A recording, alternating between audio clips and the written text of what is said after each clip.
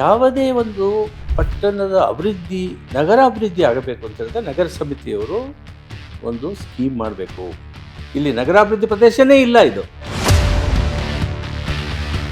Scheme ಇಲ್ಲದೇನೆ section 17 notification ಹೆಂಗೆ ಕೊಡಕ್ಕೆ ಬರ್ತದೆ? ಮತ್ತು ವಿಚಾರಣೆಯಲ್ಲಿ ಮಾಡಿದ್ದೀರಿ ರೈತರನ್ನ. ಗ್ರೇಟರ್ ಬೆಂಗಳೂರು ಡೆವಲಪ್ಮೆಂಟ್ ಅಥಾರಿಟಿ ಬಂದಿರೋದೇ 2025ರಲ್ಲಿ, 23ರಲ್ಲಿ ಏನು ಮಾಡ್ತೀರಿ ಸರ್? ಒಂದ್ ಕೈಯಲ್ಲಿ ರಾಷ್ಟ್ರೀಯ ನಾಯಕರು ಸಂವಿಧಾನ ಹಿಡ್ಕೊಂಡ್ ಬರ್ತಾರೆ, ಸಂವಿಧಾನ ಸರ್ವೋಚ್ಚ ಅಂತ ಹೇಳಿ. ಅದರದ್ದೇ ಪಕ್ಷದ ಮತ್ತೊಬ್ಬ ಕರ್ನಾಟಕದ ಅಂದ್ರೆ ಲೋಕಲ್ ಲೀಡರ್ ಚೀಫ್ ಮಿನಿಸ್ಟರ್ ನೋಡಿದ್ರೆ ಸಂವಿಧಾನದ ಕಾಯ್ದೆಗಳನ್ನ ಸೈಡ್ಗಿಟ್ಟು ಅದರಲ್ಲಿರೋ ಹೊಸ ರೂಲ್ ಇವ್ರಿಗೆ ಅನುಕೂಲ ಆಗುವಂತ ರೂಲ್ ತರ್ತಿದ್ದಾರೆ. ಯಾರ ಜಮೀನನ್ನು ಯಾರಿಗೋ ಕಿತ್ಕೊಂಡು ಕೊಟ್ಟರೆ ಅವನೇನಾಗಬೇಕು? ಅವರು 1 ಕೋಟಿ ಮತ್ತೆ 25 ಲಕ್ಷಕ್ಕೆ ಫಿಕ್ಸ್ ಮಾಡಿದ್ರು, ನಾವು ಇವಾಗ 3 ಕೋಟಿ 1 ಕೋಟಿ, ಇವಾಗ 3 ಕೋಟಿಗೆ ಬಂದಿದೆ. ಯಾರು ಹೇಳೋರು ಇವಾಗೆಲ್ಲ? ಮಾರ್ಕೆಟ್ ರೇಟು ಅದಿದೆಯಾ? ಮಾರ್ಕೆಟ್ ರೇಟ್ ಯಾವ ರೀತಿ ಮಾಡಬೇಕು ಅಂತೇಳಿ ಸೆಕ್ಷನ್ 23ರಿಂದ 31ರಲ್ಲಿ ವಿಶದವಾಗಿ ಎಲ್ಲ ಅಂಶಗಳನ್ನು ಗೈಡ್ಲೈನ್ಸ್ ಹಾಕಿದಾರಲ್ಲ. ಆ ಗೈಡ್ಲೈನ್ಸ್ ಪ್ರಕಾರ ನೀವು ಮಾಡಿದ್ದೀರಾ 3 ಕೋಟಿ. ಬಿಡದಿ ರೈತರಿಗೂ ಅವ್ರ ಜಾಗ ಉಳಿಯುತ್ತೆ ಸರ್. ಗ್ಯಾರಂಟಿಗಳ ಬಗ್ಗೆ ನಿಮ್ಮ ಅಭಿಪ್ರಾಯ ಏನು ಸರ್? ನಾಗರಿಕ ಸಮಾಜದಲ್ಲಿ ಅನಾಗರಿಕರಾಗಿ ನಮ್ಮನ್ನು ಆಳ್ತಕ್ಕಂಥ ಅಧಿಕಾರಿಗಳು ಮತ್ತು ರಾಜಕಾರಣಿಗಳು ಭ್ರಷ್ಟ. ಧರ್ಮಸ್ಥಳದ ಕೇಸ್ ಬಂದಾಗ ಯಾಕೆ ಭದ್ರತೆ ಕೊಡ್ಬೋದಲ್ಲ ಅಂತ ಹೇಳಿ ನೀವ್ ಎಂಟ್ರಿ ಆಗಿದ ತಕ್ಷಣ SIT, ನೀವು ಕೇಳಿದ ತಕ್ಷಣ SIT ಆಯ್ತು, ತುಂಬಾ ಬದಲಾವಣೆ ಚಿತ್ರಣ ಆಯ್ತು. ಇವತ್ತು ಕೂಡ ಈ ದೇಶದಲ್ಲಿ ಜಾತಿ ಆಧಾರದ ಮೇಲೆ ಈ ಅಸ್ಪೃಶ್ಯತೆ ಇನ್ನೂ ಜೀವಂತವಾಗಿದೆ. ಈ ಜಂತರ್ ಮಂತರಲ್ಲಿ ಲಕ್ಷಾಂತರ ಜನ ವಿದ್ಯಾರ್ಥಿಗಳು ಬಂದರು, ಮುತ್ತಿಗೆ ಹಾಕಿದ್ರು. ಅದನ್ನು ಸಾಕ್ಷಿ ಪರಿಶೀಲನೆ ಮಾಡೋದಕ್ಕೆ ಸಮಯಾವಕಾಶ ಇಲ್ಲ ಅಂತ ಹೇಳಿ ನ್ಯಾಯಾಲಯ ಹಾಕ್ತು ಅನ್ನುವಂತಹ ಸ್ಟೇಟ್ಮೆಂಟ್. ನ್ಯಾಯಾಲಯಕ್ಕೆ ಸಮಯ ಇಲ್ವಾ? ಬೇಜವಾಬ್ದಾರಿ ಆಗಿರ್ತಕ್ಕಂಥ ಮಾತನ್ನು ನಮ್ಮ ಒಬ್ಬ ಸಿಟ್ಟಿಂಗ್ ಚೀಫ್ ಜಸ್ಟಿಸ್ ಹೇಳಿದಾಗ, ಒಂದು ಅರ್ಜಿ ತಗೊಂಡು ಹೋದಾಗ, ಯು ಆರ್ ಲೈಕ್ ಕಾಕ್ರೋಚಸ್ ಅಂತ ಹೇಳುವಾಗ, ಮುಖ್ಯ ನ್ಯಾಯಮೂರ್ತಿ ನಮಗೆ ಘಟಿಕೋತ್ಸವಕ್ಕೆ ಬರಬಾರದು. ನಾವು ಹೇಳ್ತಕ್ಕಂಥ ಮಾತುಗಳು ಉಚ್ಚ ನ್ಯಾಯಾಲಯದ ನ್ಯಾಯಾಧೀಶ ಆಗಲಿ ಸರ್ವೋಚ್ಚ ನ್ಯಾಯಾಲಯದ ನ್ಯಾಯಾಧೀಶರ ಮೇಲೆ ಪರಿಣಾಮ ಬೀಳ್ತದೆ ಅಂತ ಅಂದ್ಕೊಂಡ್ರೆ, ಪರಿಣಾಮ ಬಿದ್ದರೆ ಅದನ್ನ ಸರಿಯಾಗಿ ತಿಳ್ಕೊಂಡು ತೀರ್ಪುಗಳು ನೀಡಬೇಕು. ಅವರು ತಪ್ಪೇನಿದೆ? ಕಾನೂನು ಸುವ್ಯವಸ್ಥೆಯಲ್ಲಿ ಸದ್ಯದ ಪರಿಸ್ಥಿತಿಯನ್ನು ನೋಡಿದ್ರೆ 4 ಪದಗಳು: ಭ್ರಷ್ಟಾಚಾರ ಇರಬಹುದು, ಪೂರ್ಣ ಪ್ರಮಾಣದ ನ್ಯಾಯ ಇರಬಹುದು, ಮುಕ್ತ ನ್ಯಾಯ ಇರಬಹುದು. ಜನಸಾಮಾನ್ಯರ ಪರವಾದಂತಹ ನ್ಯಾಯ ವ್ಯವಸ್ಥೆ ಇದೆಯಾ? ಇಲ್ಲ ಸರ್. ಜನಸಾಮಾನ್ಯರು ತುಂಬಾ ಕುತೂಹಲ ಇದೆ ಸರ್, ನ್ಯಾಯಾಧೀಶರ ಲೈಫ್ ಹೇಗಿರುತ್ತೆ ಅಂತ. ಸ್ನೇಹಮಿಗಳಾಗಿ ಓಡಾಡೋಕ್ಕಾಗಲ್ಲ, ಬೆರೆಯುವಂಗಿಲ್ಲ, ಅವ್ರ ಹತ್ರ ನೀವು ಭಾಳ ಟೀಕೆ ಟಿಪ್ಪಣಿಗಳು ಮಾಡೋಂಗಿಲ್ಲ. Not only a judge in the inside the court, outside the court, 24 hours you are a judge.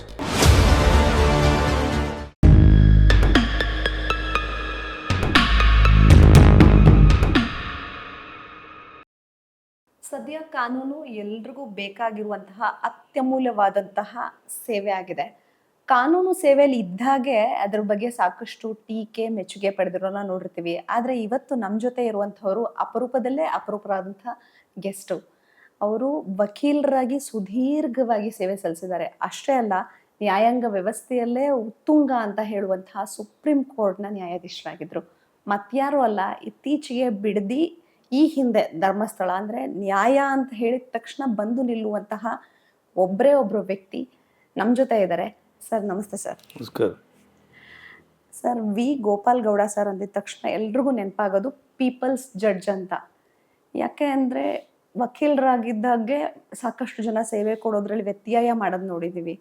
ನೀವು ನಿವೃತ್ತ ನ್ಯಾಯಮೂರ್ತಿಗಳು ಸರ್. ಸಾಮಾನ್ಯ ಜನರಲ್ಲಿ ಕಣ್ಣಲ್ಲಿ ದೇವರು ಅಂತ ಕರೀತಾರೆ. ನೀವು ಎಲ್ರಿಗೂ ಇಟ್ಕೋಂತಹ ವ್ಯಕ್ತಿ ಆಗಿದ್ರಿ. ಇತ್ತೀಚಿನ ಪ್ರಕರಣ ನೋಡೋದಾದ್ರೆ ಬಿಡದಿಯಲ್ಲಿ 9,600 ಎಕರೆ ಜಾಗವನ್ನು ಸರ್ಕಾರ ನೋಟಿಫಿಕೇಶನ್ ಮಾಡಿದೆ, ಫೈನಲ್ ನೋಟಿಫಿಕೇಶನ್ ಮಾಡಿದೆ. ಬಟ್ ಏನೆಲ್ಲ ಎರರ್ ಮಾಡಿದೆ ಅನ್ನೋದನ್ನ ಲ್ಯಾಂಡ್ ಲಾ ತಗೊಂಡು 2013 ಅದರಲ್ಲಿರುವಂಥ ಎಲ್ಲ ಸೆಕ್ಷನ್ 4 to 19 ಹೇಗೆ ಅದನ್ನು ಉಲ್ಲಂಘನೆ ಮಾಡಿದ್ದಾರೆ, ಆಹಾರ ಭದ್ರತೆಯನ್ನು ತಗೊಂಡಿಲ್ಲ, ಸೋಷಿಯೋ ಸೈನ್ಸ್ ಯಾವುದೇ ವರದಿಯನ್ನು ನೀಡದೆ ಹೇಗೆಲ್ಲ ಇದನ್ನ ಉಲ್ಲಂಘನೆ ಮಾಡಿದ್ದಾರೆ ಅಂತ ಮಾಡಿದಿರಿ ಸರ್. ಯಾವ ರೀತಿ ಅವ್ರು ನಿಮ್ಮ ಸಂಪರ್ಕಕ್ಕೆ ಬಂದರು ಸರ್? ನನಗೆ ಬಿಡದಿ ರೈತರ ಹೋರಾಟ ಕಳೆದ 500 ಚಿಲ್ಲರೆ ದಿವಸಗಳಿಂದ ನಡೀತಾ ಇತ್ತು. ಕಳೆದ ವರ್ಷವೇ ಬಿಡದಿ ಹೋಬಳಿ ಬರಬೇಕು, ರೈತರ ಸಮಸ್ಯೆಗಳ ಬಗ್ಗೆ ಆಲಿಂಗಿಸಿ ಅವರಿಗೆ ಸ್ಪಂದಿಸಬೇಕು ಈ ಭೂ ಸ್ವಾಧೀನದ ಪ್ರಕ್ರಿಯೆಯ ಬಗ್ಗೆ ಅಂತ ಕೆಲವು ರೈತ ಮುಖಂಡರು ಕೇಳ್ಕೊಂಡಿದ್ರು. ಕಳೆದ ವರ್ಷ ಹೋಗೋಕ್ಕಾಗಿಲ್ಲ. ಅಂದರೆ ಅವರು ನನ್ನನ್ನು ಕರೆದಾದ ಮೇಲೆ ಸಮಾರಂಭನ ಅವರು ಹಮ್ಮಿಕೊಳ್ಳಲಿಲ್ಲ. ಈ ವರ್ಷ ಸಂಯುಕ್ತ ಕಿಸಾನ್ ಮೋರ್ಚಾದವರು ನನಗೆ ಜೂನ್ ಮಾಹೆ ಬಂದು, ಹೀಗೆ ಪಬ್ಲಿಕ್ ಹಿಯರಿಂಗ್ ಇದೆ ಸರ್, ಅದಕ್ಕೆ ನೀವು ಪ್ರಿಸೈಡ್ ಮಾಡಬೇಕು, ಇನ್ನೂ ಕೆಲವು ನ್ಯಾಯಮೂರ್ತಿಗಳು ಮತ್ತು ಸಾರ್ವಜನಿಕ ವ್ಯಕ್ತಿಗಳು, ಸೋಷಿಯಲ್ ಆ್ಯಕ್ಟಿವಿಸ್ಟ್ನ ಕರಿತೀವಿ ಅಂತ ಹೇಳಿದ್ರು. ನಾನು ಅವರ ಮನವಿಗೆ ಒಪ್ಪಿ ಕಳೆದ ತಿಂಗಳು 23/7/2026 ಬಿಡದಿ ಹೋಬಳಿ ಎಂಥ ಊರದು, ಬೈಲಹೊಂಗಲಕ್ಕೆ ಹೋದ್ವಿ. ನಾವು 4 ಜನ ಜೂರಿ ಪ್ಯಾನೆಲ್ನಲ್ಲಿದ್ವಿ. ನಾನು ನ್ಯಾಯಮೂರ್ತಿಯಾಗಿ, ಪ್ರಕಾಶ್ ಕರ್ಮಡಿಯವರು ಪ್ರೊಫೆಸರು, ಮತ್ತು ಇನ್ನೊಬ್ಬರು ಜರ್ನಲಿಸ್ಟು, ಇನ್ನೊಬ್ಬರು ಸಹೋದರಿ ಸೋಷಿಯಲ್ ಆ್ಯಕ್ಟಿವಿಸ್ಟು, 4 ಜನ. ಸುಮಾರು ಹಳ್ಳಿಗಳಿಂದ ಬಂದಿರತಕ್ಕಂತಹ ವಿಶೇಷವಾಗಿ ಮಹಿಳೆಯರು ನಮ್ಮ ಮುಂದೆ ವಿಚಾರಣೆ ಮಾಡಿಕೊಂಡ್ರು. ಅವರಿಗೆ ಆಗ್ತಾ ಇರ್ತಕ್ಕಂತಹ ಕಷ್ಟ ಕಾರ್ಪಣ್ಯಗಳನ್ನೆಲ್ಲ ನಮಗೆ ಸ್ಪಷ್ಟವಾಗಿ ತಿಳಿಪಡಿಸಿದ್ರು. ಸುಮಾರು 9,000 ಚಿಲ್ಲರೆ ಎಕರೆ ಪ್ರದೇಶದಲ್ಲಿ ವೃಷಭಾವರ್ತಿ ಕಮಾಂಡ್ ಏರಿಯಾದಲ್ಲಿ ಬರ್ತಕ್ಕಂತಹ 20 ಗ್ರಾಮಗಳ ಕೃಷಿ ಮತ್ತು ಬೇರೆ ಬೆಳೆಗಳನ್ನು, ಹಣ್ಣು ಹಂಪಲುಗಳನ್ನು, ತರಕಾರಿಯನ್ನು, ಅನಿಮಲ್ ಹಸ್ಬೆಂಡ್ರಿ ಇದನ್ನೆಲ್ಲ ಮಾಡ್ತಕ್ಕಂತಹ ಜಮೀನುಗಳಾಗಿವೆ. ಲಕ್ಷಾಂತರ ತೆಂಗಿನ ಮರ ಇದೆ, ಸಪೋಟ ಮರ ಇದೆ, ತರಕಾರಿ ಬೆಳೀತಕ್ಕಂಥದ್ದು.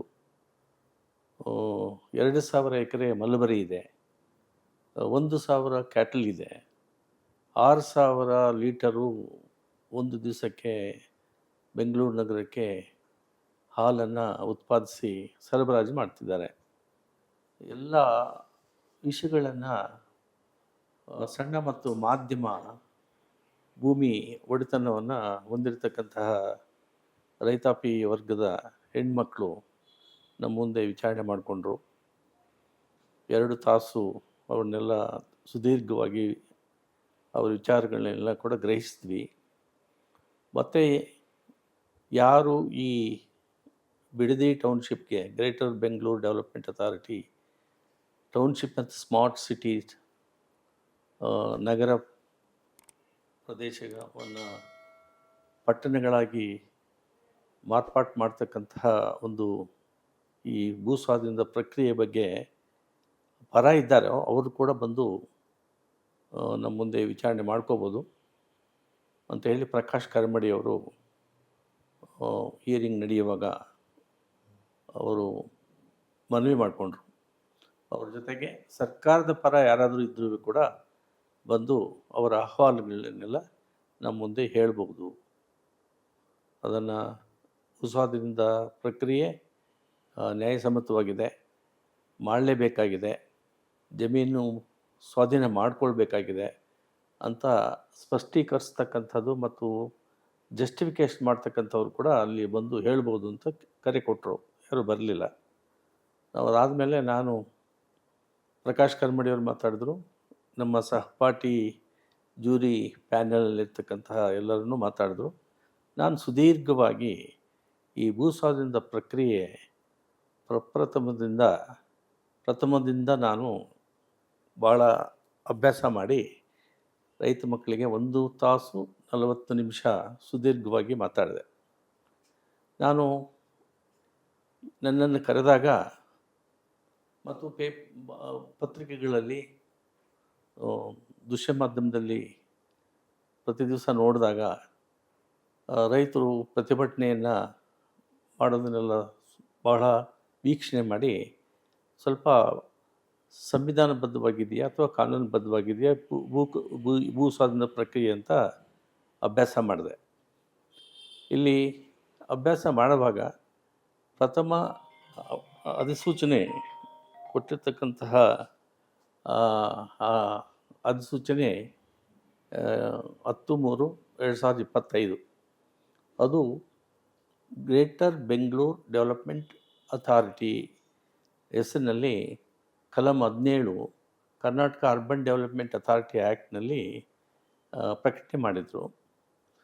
ಅದನ್ನು ನೋಡಿದಾಗ ಈ ಗ್ರೇಟರ್ ಬೆಂಗಳೂರು ಡೆವಲಪ್ಮೆಂಟ್ ಅಥಾರಿಟಿ ಅಂತಕ್ಕಂಥದ್ದು 2023ರಲ್ಲಿ ನೋಟಿಫಿಕೇಷನು ನಗರಾಭಿವೃದ್ಧಿ ಇಲಾಖೆಯವರು ಹೊರಡಿಸಿರ್ತಕ್ಕಂಥದ್ದು. ಅದು ಕಾನೂನುಬದ್ಧವಾಗಿದೆಯಾ ಅಂತ ಪರಿಶೀಲನೆ ಮಾಡಿದ್ದೆ ನಾನು. ನನ್ನ ಪ್ರಕಾರ ಅದು ಕಾನೂನು ಪ್ರಕಾರವಾಗಿ ಕರ್ನಾಟಕ ಅರ್ಬನ್ ಡೆವಲಪ್ಮೆಂಟ್ ಅಥಾರಿಟಿ ಆ್ಯಕ್ಟುನಲ್ಲಿ ನಗರಾಭಿವೃದ್ಧಿ ಪ್ರಾಧಿಕಾರ ಮಾಡ್ತಕ್ಕಂಥದ್ದು ಅಲ್ಲಿ ಅಂಶ ಇದೆ. ನಗರಾಭಿವೃದ್ಧಿ ಪ್ರದೇಶಗಳಿಗೆ ಮಾತ್ರ ನಗರಾಭಿವೃದ್ಧಿ ಒಂದು ಸಮಿತಿಯನ್ನು ಅಥಾರಿಟಿಯನ್ನು ಮಾಡ್ತಕ್ಕಂಥದ್ದು ಕಲಂ 3ರಲ್ಲಿ ಆ್ಯಕ್ಟ್ 87ನೇ ಇಸ್ವಿಯಲ್ಲಿ ಮಾಡಿರ್ತಕ್ಕಂಥದ್ರಲ್ಲಿ ಅವಕಾಶಗಳು ಕರ್ನಾಟಕ ನಗರಾಭಿವೃದ್ಧಿ ಸರ್ಕಾರ ಕರ್ನಾಟಕ ನಗರಾಭಿವೃದ್ಧಿ ಇಲಾಖೆಗೆ ಬರ್ತದೆ. ಈ ಕರ್ನಾಟಕ ಅರ್ಬನ್ ಡೆವಲಪ್ಮೆಂಟ್ ಕಾಯಿದೆ 1987ರಲ್ಲಿ ಇದೆ. ಅಂದರೆ ಅವರ ವ್ಯಾಪ್ತಿ ನಗರಾಭಿವೃದ್ಧಿ ಪ್ರದೇಶಗಳನ್ನು ನಗರಾಭಿವೃದ್ಧಿ ಪಟ್ಟಣಗಳಾಗಿ ನಗರಗಳಾಗಿ ಅದನ್ನು ಅಭಿವೃದ್ಧಿಪಡಿಸ್ತಕ್ಕಂಥ ಕೆಲಸ ಅವ್ರದ್ದು. ಅದು ಸ್ಪಷ್ಟವಾಗಿ ಕಲಂ 2(s)ನಲ್ಲಿ ಡೆಫಿನೇಷನಲ್ಲಿ ಹೇಳ್ತಾರೆ. ನಗರಾಭಿವೃದ್ಧಿ ಪ್ರದೇಶ ಯಾವ್ಯಾವುದು ಅಂದರೆ ಮುನ್ಸಿಪಲ್ ಕೌನ್ಸಿಲು, ಮುನ್ಸಿಪಲ್ ಕಾರ್ಪೊರೇಷನು ಮತ್ತು ಅಡ್ಜಸೆಂಟ್ ಲ್ಯಾಂಡ್ಸ್ ಅಂತ ಅಲ್ಲಿದೆ. ಅಡ್ಜಸೆಂಟ್ ಲ್ಯಾಂಡ್ಸ್ ಅಂದರೆ ಮುನ್ಸಿಪಲ್ ಕೌನ್ಸಿಲ್ಗಾಗಿರ್ಬೋದು, ಮುನ್ಸಿಪಲ್ ಕಾರ್ಪೊರೇಷನ್ಗಾಗಿರ್ಬೋದು, ಆಜುಬಾಜು ಇರ್ತಕ್ಕಂಥ ಲ್ಯಾಂಡಿಗೆ ನೋಟಿಫಿಕೇಷನ್ ಕೊಡಬೇಕು. ಸೆಕ್ಷನ್ 2(s)ನಲ್ಲಿ ಅದು ಅವಶ್ಯಕತೆ ಕಾನೂನು ಪ್ರಕಾರ ಭಾಳ ಅತ್ಯವಶ್ಯಕ ಇರ್ತಕ್ಕಂಥದ್ದು. ಆ ರೀತಿ ನೋಟಿಫಿಕೇಷನು ಏನೂ ಇಲ್ಲ. ಅದೊಂದು ಅಂಶ. ಎರಡನೇ ಅಂಶ ಏನಪ್ಪ ಅಂತ ಹೇಳಿದ್ರೆ, ಗ್ರೇಟರ್ ಬೆಂಗಳೂರು ಡೆವಲಪ್ಮೆಂಟ್ ಅಥಾರಿಟಿ ಅಂತಕ್ಕಂಥದ್ದು ಬಿಡದಿ ಸ್ಮಾರ್ಟ್ ಸಿಟಿ ಪ್ರಾಜೆಕ್ಟ್ ಅಂದು Karnataka town and country planning ಆ್ಯಕ್ಟ್ನಲ್ಲಿ ಸೆಕ್ಷನ್ನು 4(c) ಕಲಂನಲ್ಲಿ ರಚನೆ ಮಾಡಿರೋದು. ಪ್ಲ್ಯಾನಿಂಗ್ ಅಥಾರಿಟಿಗೂ ಡೆವಲಪ್ಮೆಂಟ್ ಅಥಾರಿಟಿಗೂ ಭಾಳ ವ್ಯತ್ಯಾಸ ಇದೆ. ಒಂದು ಪ್ಲ್ಯಾನಿಂಗ್ ಅಥಾರಿಟಿ ಅಂತಕ್ಕಂಥದ್ದು ಸೆಕ್ಷನ್ 2(6) ಅಂತ ಟೌನ್ ಆ್ಯಂಡ್ ಕಂಟ್ರಿ ಪ್ಲಾನಿಂಗ್ ಆ್ಯಕ್ಟ್ನಲ್ಲಿ ಅಲ್ಲಿ ಸ್ಪಷ್ಟೀಕರಿಸಿದ್ದಾರೆ, ವ್ಯಾಖ್ಯಾನಿಸಿದ್ದಾರೆ. ಅದು ಯಾವ್ಯಾವುದು ಅಂತ ಹೇಳಿದ್ರೆ municipal council, municipal commissioner, corporation ಮತ್ತು ವಿಲೇಜ್ ಪಂಚಾಯತ್. ಇಡೀ Karnataka town and country planning act ಇಡೀ ಕರ್ನಾಟಕ ರಾಜ್ಯದ ವ್ಯಾಪ್ತಿಗೆ ಅನ್ವಯ ಆಗ್ತದೆ. ಕರ್ನಾಟಕ ಅರ್ಬನ್ ಡೆವಲಪ್ಮೆಂಟ್ ಆ್ಯಕ್ಟು ಕೂಡ ಇಡೀ ಕರ್ನಾಟಕ ರಾಜ್ಯಕ್ಕೆ ಅನ್ವಯ ಆಗ್ತದೆ. ಇಲ್ಲಿ ಅರ್ಬನ್ ಏರಿಯಾಕ್ಕೆ ಮಾತ್ರ ಅರ್ಬನ್ ಡೆವಲಪ್ಮೆಂಟ್ ಆ್ಯಕ್ಟ್ನಲ್ಲಿ ಸ್ವಾಧೀನಪಡಿಸ್ಕೊಳ್ತಕ್ಕಂತಹ ಅಧಿಕಾರ ಆ ಅಥಾರಿಟಿಗೆ, ಅರ್ಬನ್ ಡೆವಲಪ್ಮೆಂಟ್ ಅಥಾರಿಟಿ. ಇದು ಈ ಬಿಡದಿ ಹೋಬಳಿ ರಾಮನಗರ ತಾಲೂಕಿಗೆ, ಜಿಲ್ಲೆಗೆ ಸೇರ್ಪಟ್ಟಿದೆ. ಇವಾಗ ಈ 20 ಹಳ್ಳಿಗಳ ಜಮೀನುಗಳೆಲ್ಲ ಕೂಡ ಗ್ರಾಮ ಪಂಚಾಯಿತಿಯ ವ್ಯಾಪ್ತಿಯಲ್ಲಿ ಇವೆ. ಅಂದರೆ ಅದು ಅರ್ಬನ್ ನಗರಾಭಿವೃದ್ಧಿಯ ಪ್ರದೇಶವಾಗಿ ನೋಟಿಫಿಕೇಷನ್ ಇಲ್ಲ. ಆದ್ದರಿಂದ ಇವರು ಈ ಪ್ರಕ್ರಿಯೆ ಪ್ರಾರಂಭ ಮಾಡಿರೋದು ಬಿಡದಿ ಸ್ಮಾರ್ಟ್ ಸಿಟಿ ಇದು ಅಥಾರಿಟಿ ಅಂತ ಸೆಕ್ಷನ್ 4(a)ದಲ್ಲಿ ಅದಾದಮೇಲೆ 2023ರಲ್ಲಿ ಈ ಗ್ರೇಟರ್ ಬೆಂಗಳೂರು ಡೆವಲಪ್ಮೆಂಟ್ ಅಥಾರಿಟಿ ಅಂದರೆ 24ನೇ ಇಸ್ವಿಯಲ್ಲಿ ಕಾಯ್ದೆ greater Bengaluru development authority act 2024 ಜಾರಿಗೆ ಬಂದಿದ್ದು 2025ರಲ್ಲಿ. ಅದಕ್ಕೆ ಮುಂಚಿತವಾಗಿಯೇ ಇವರು 2023ರಲ್ಲಿ Bidadi township smart city authority planning ಅಥಾರಿಟಿಯನ್ನು ಅದನ್ನು ಅಪ್ಗ್ರೇಡ್ ಮಾಡಿದ್ರು. ನಗರಾಭಿವೃದ್ಧಿ ಇಲಾಖೆಯವರು.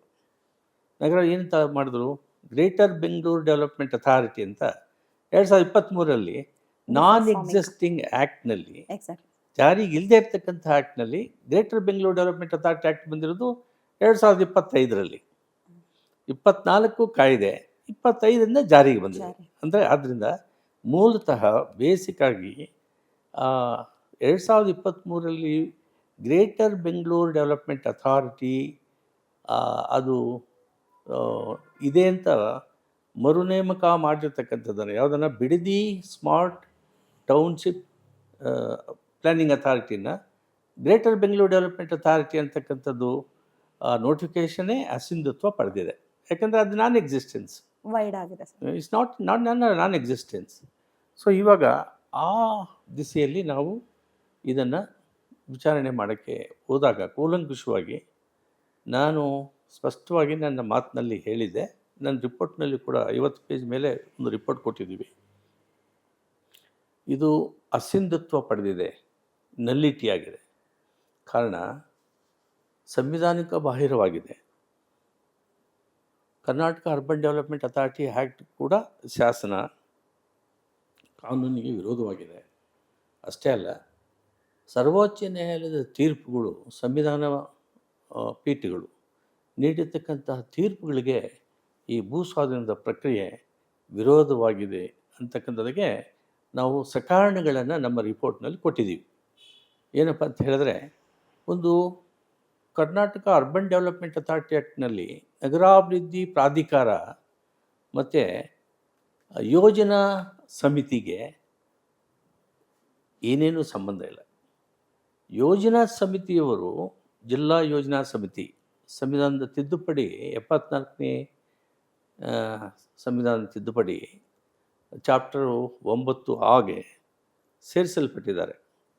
ಬಹಳ ಮುಖ್ಯವಾಗಿರ್ತಕ್ಕಂಥ ಸಂವಿಧಾನಬದ್ಧವಾದ ಅನುಚ್ಛೇದಗಳು ಈ ಭೂಸ್ವಾಧೀನಕ್ಕೆ ಈ ಯೋಜನಾ ಸಮಿತಿಗೆ ಅನ್ವಯ ಆಗ್ತಕ್ಕಂತಹದ್ದು ಬಹಳ ಮುಖ್ಯವಾಗಿ ಅನುಚ್ಛೇದ 243 ZD ಅಂದರೆ ಜಿಲ್ಲಾ ಯೋಜನಾ ಸಮಿತಿ ಯಾರೆಲ್ಲ ಇರಬೇಕಲ್ಲಿ ಅಂತ. ಅದಕ್ಕೆ ಅದು 93ನೇ ಇಸ್ವಿಯಿಂದ ಜೂನ್ 93ನೇ ಇಸ್ವಿಯಿಂದ ಜಾರಿಗೆ ಬಂದಿದೆ. ಮತ್ತು ನಗರಾಭಿವೃದ್ಧಿ ಯೋಜನಾ ಸಮಿತಿ ಅಂತ 243 ZE ಇದೆ.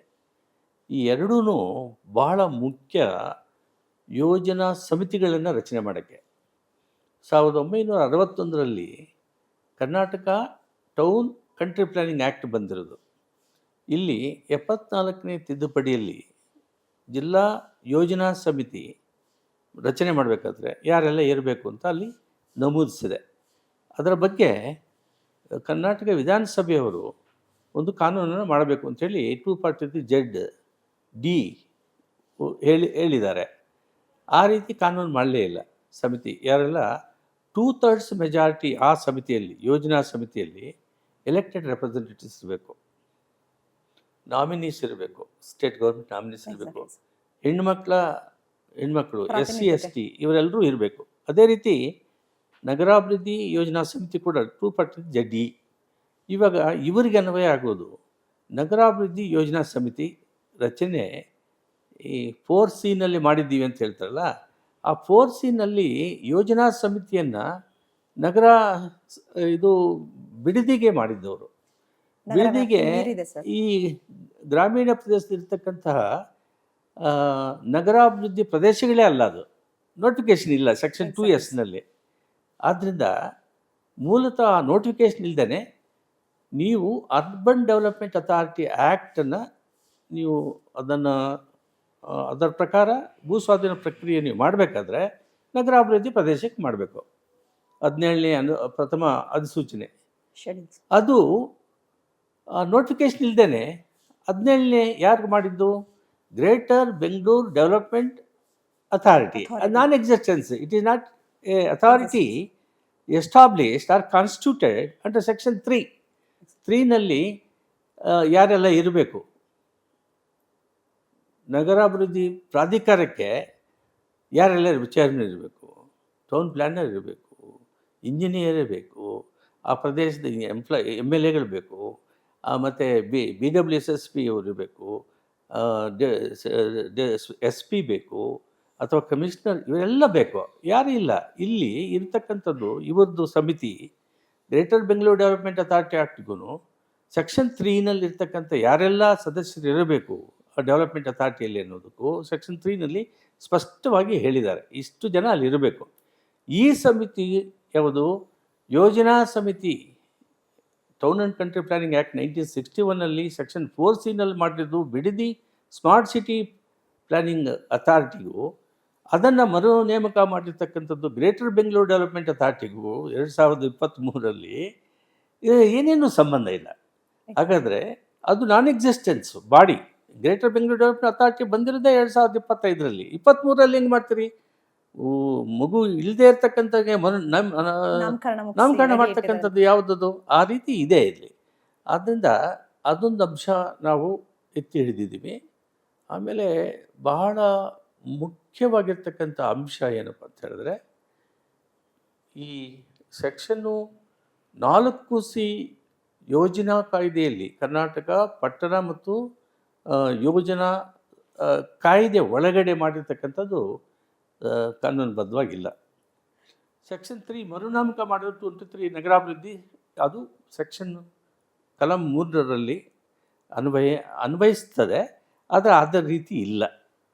ಆದ್ದರಿಂದ ಈ ನೋಟಿಫಿಕೇಷನ್ನು ಸರ್ಕಾರದವರು ನಗರಾಭಿವೃದ್ಧಿಯಿಂದ ಗ್ರೇಟರ್ ಬೆಂಗಳೂರು ಡೆವಲಪ್ಮೆಂಟ್ ಅಥಾರಿಟಿ ಆ್ಯಕ್ಟ್ನಲ್ಲಿ ಪ್ರಥಮವಾಗಿ ಕೊಟ್ಟಿರ್ತಕ್ಕಂಥದ್ದೇ ಕಾನೂನು ಅಸಿಂಧತ್ವ ಪಡೆದಿದೆ, ನಲ್ಲಿಟಿ ಅಂತ.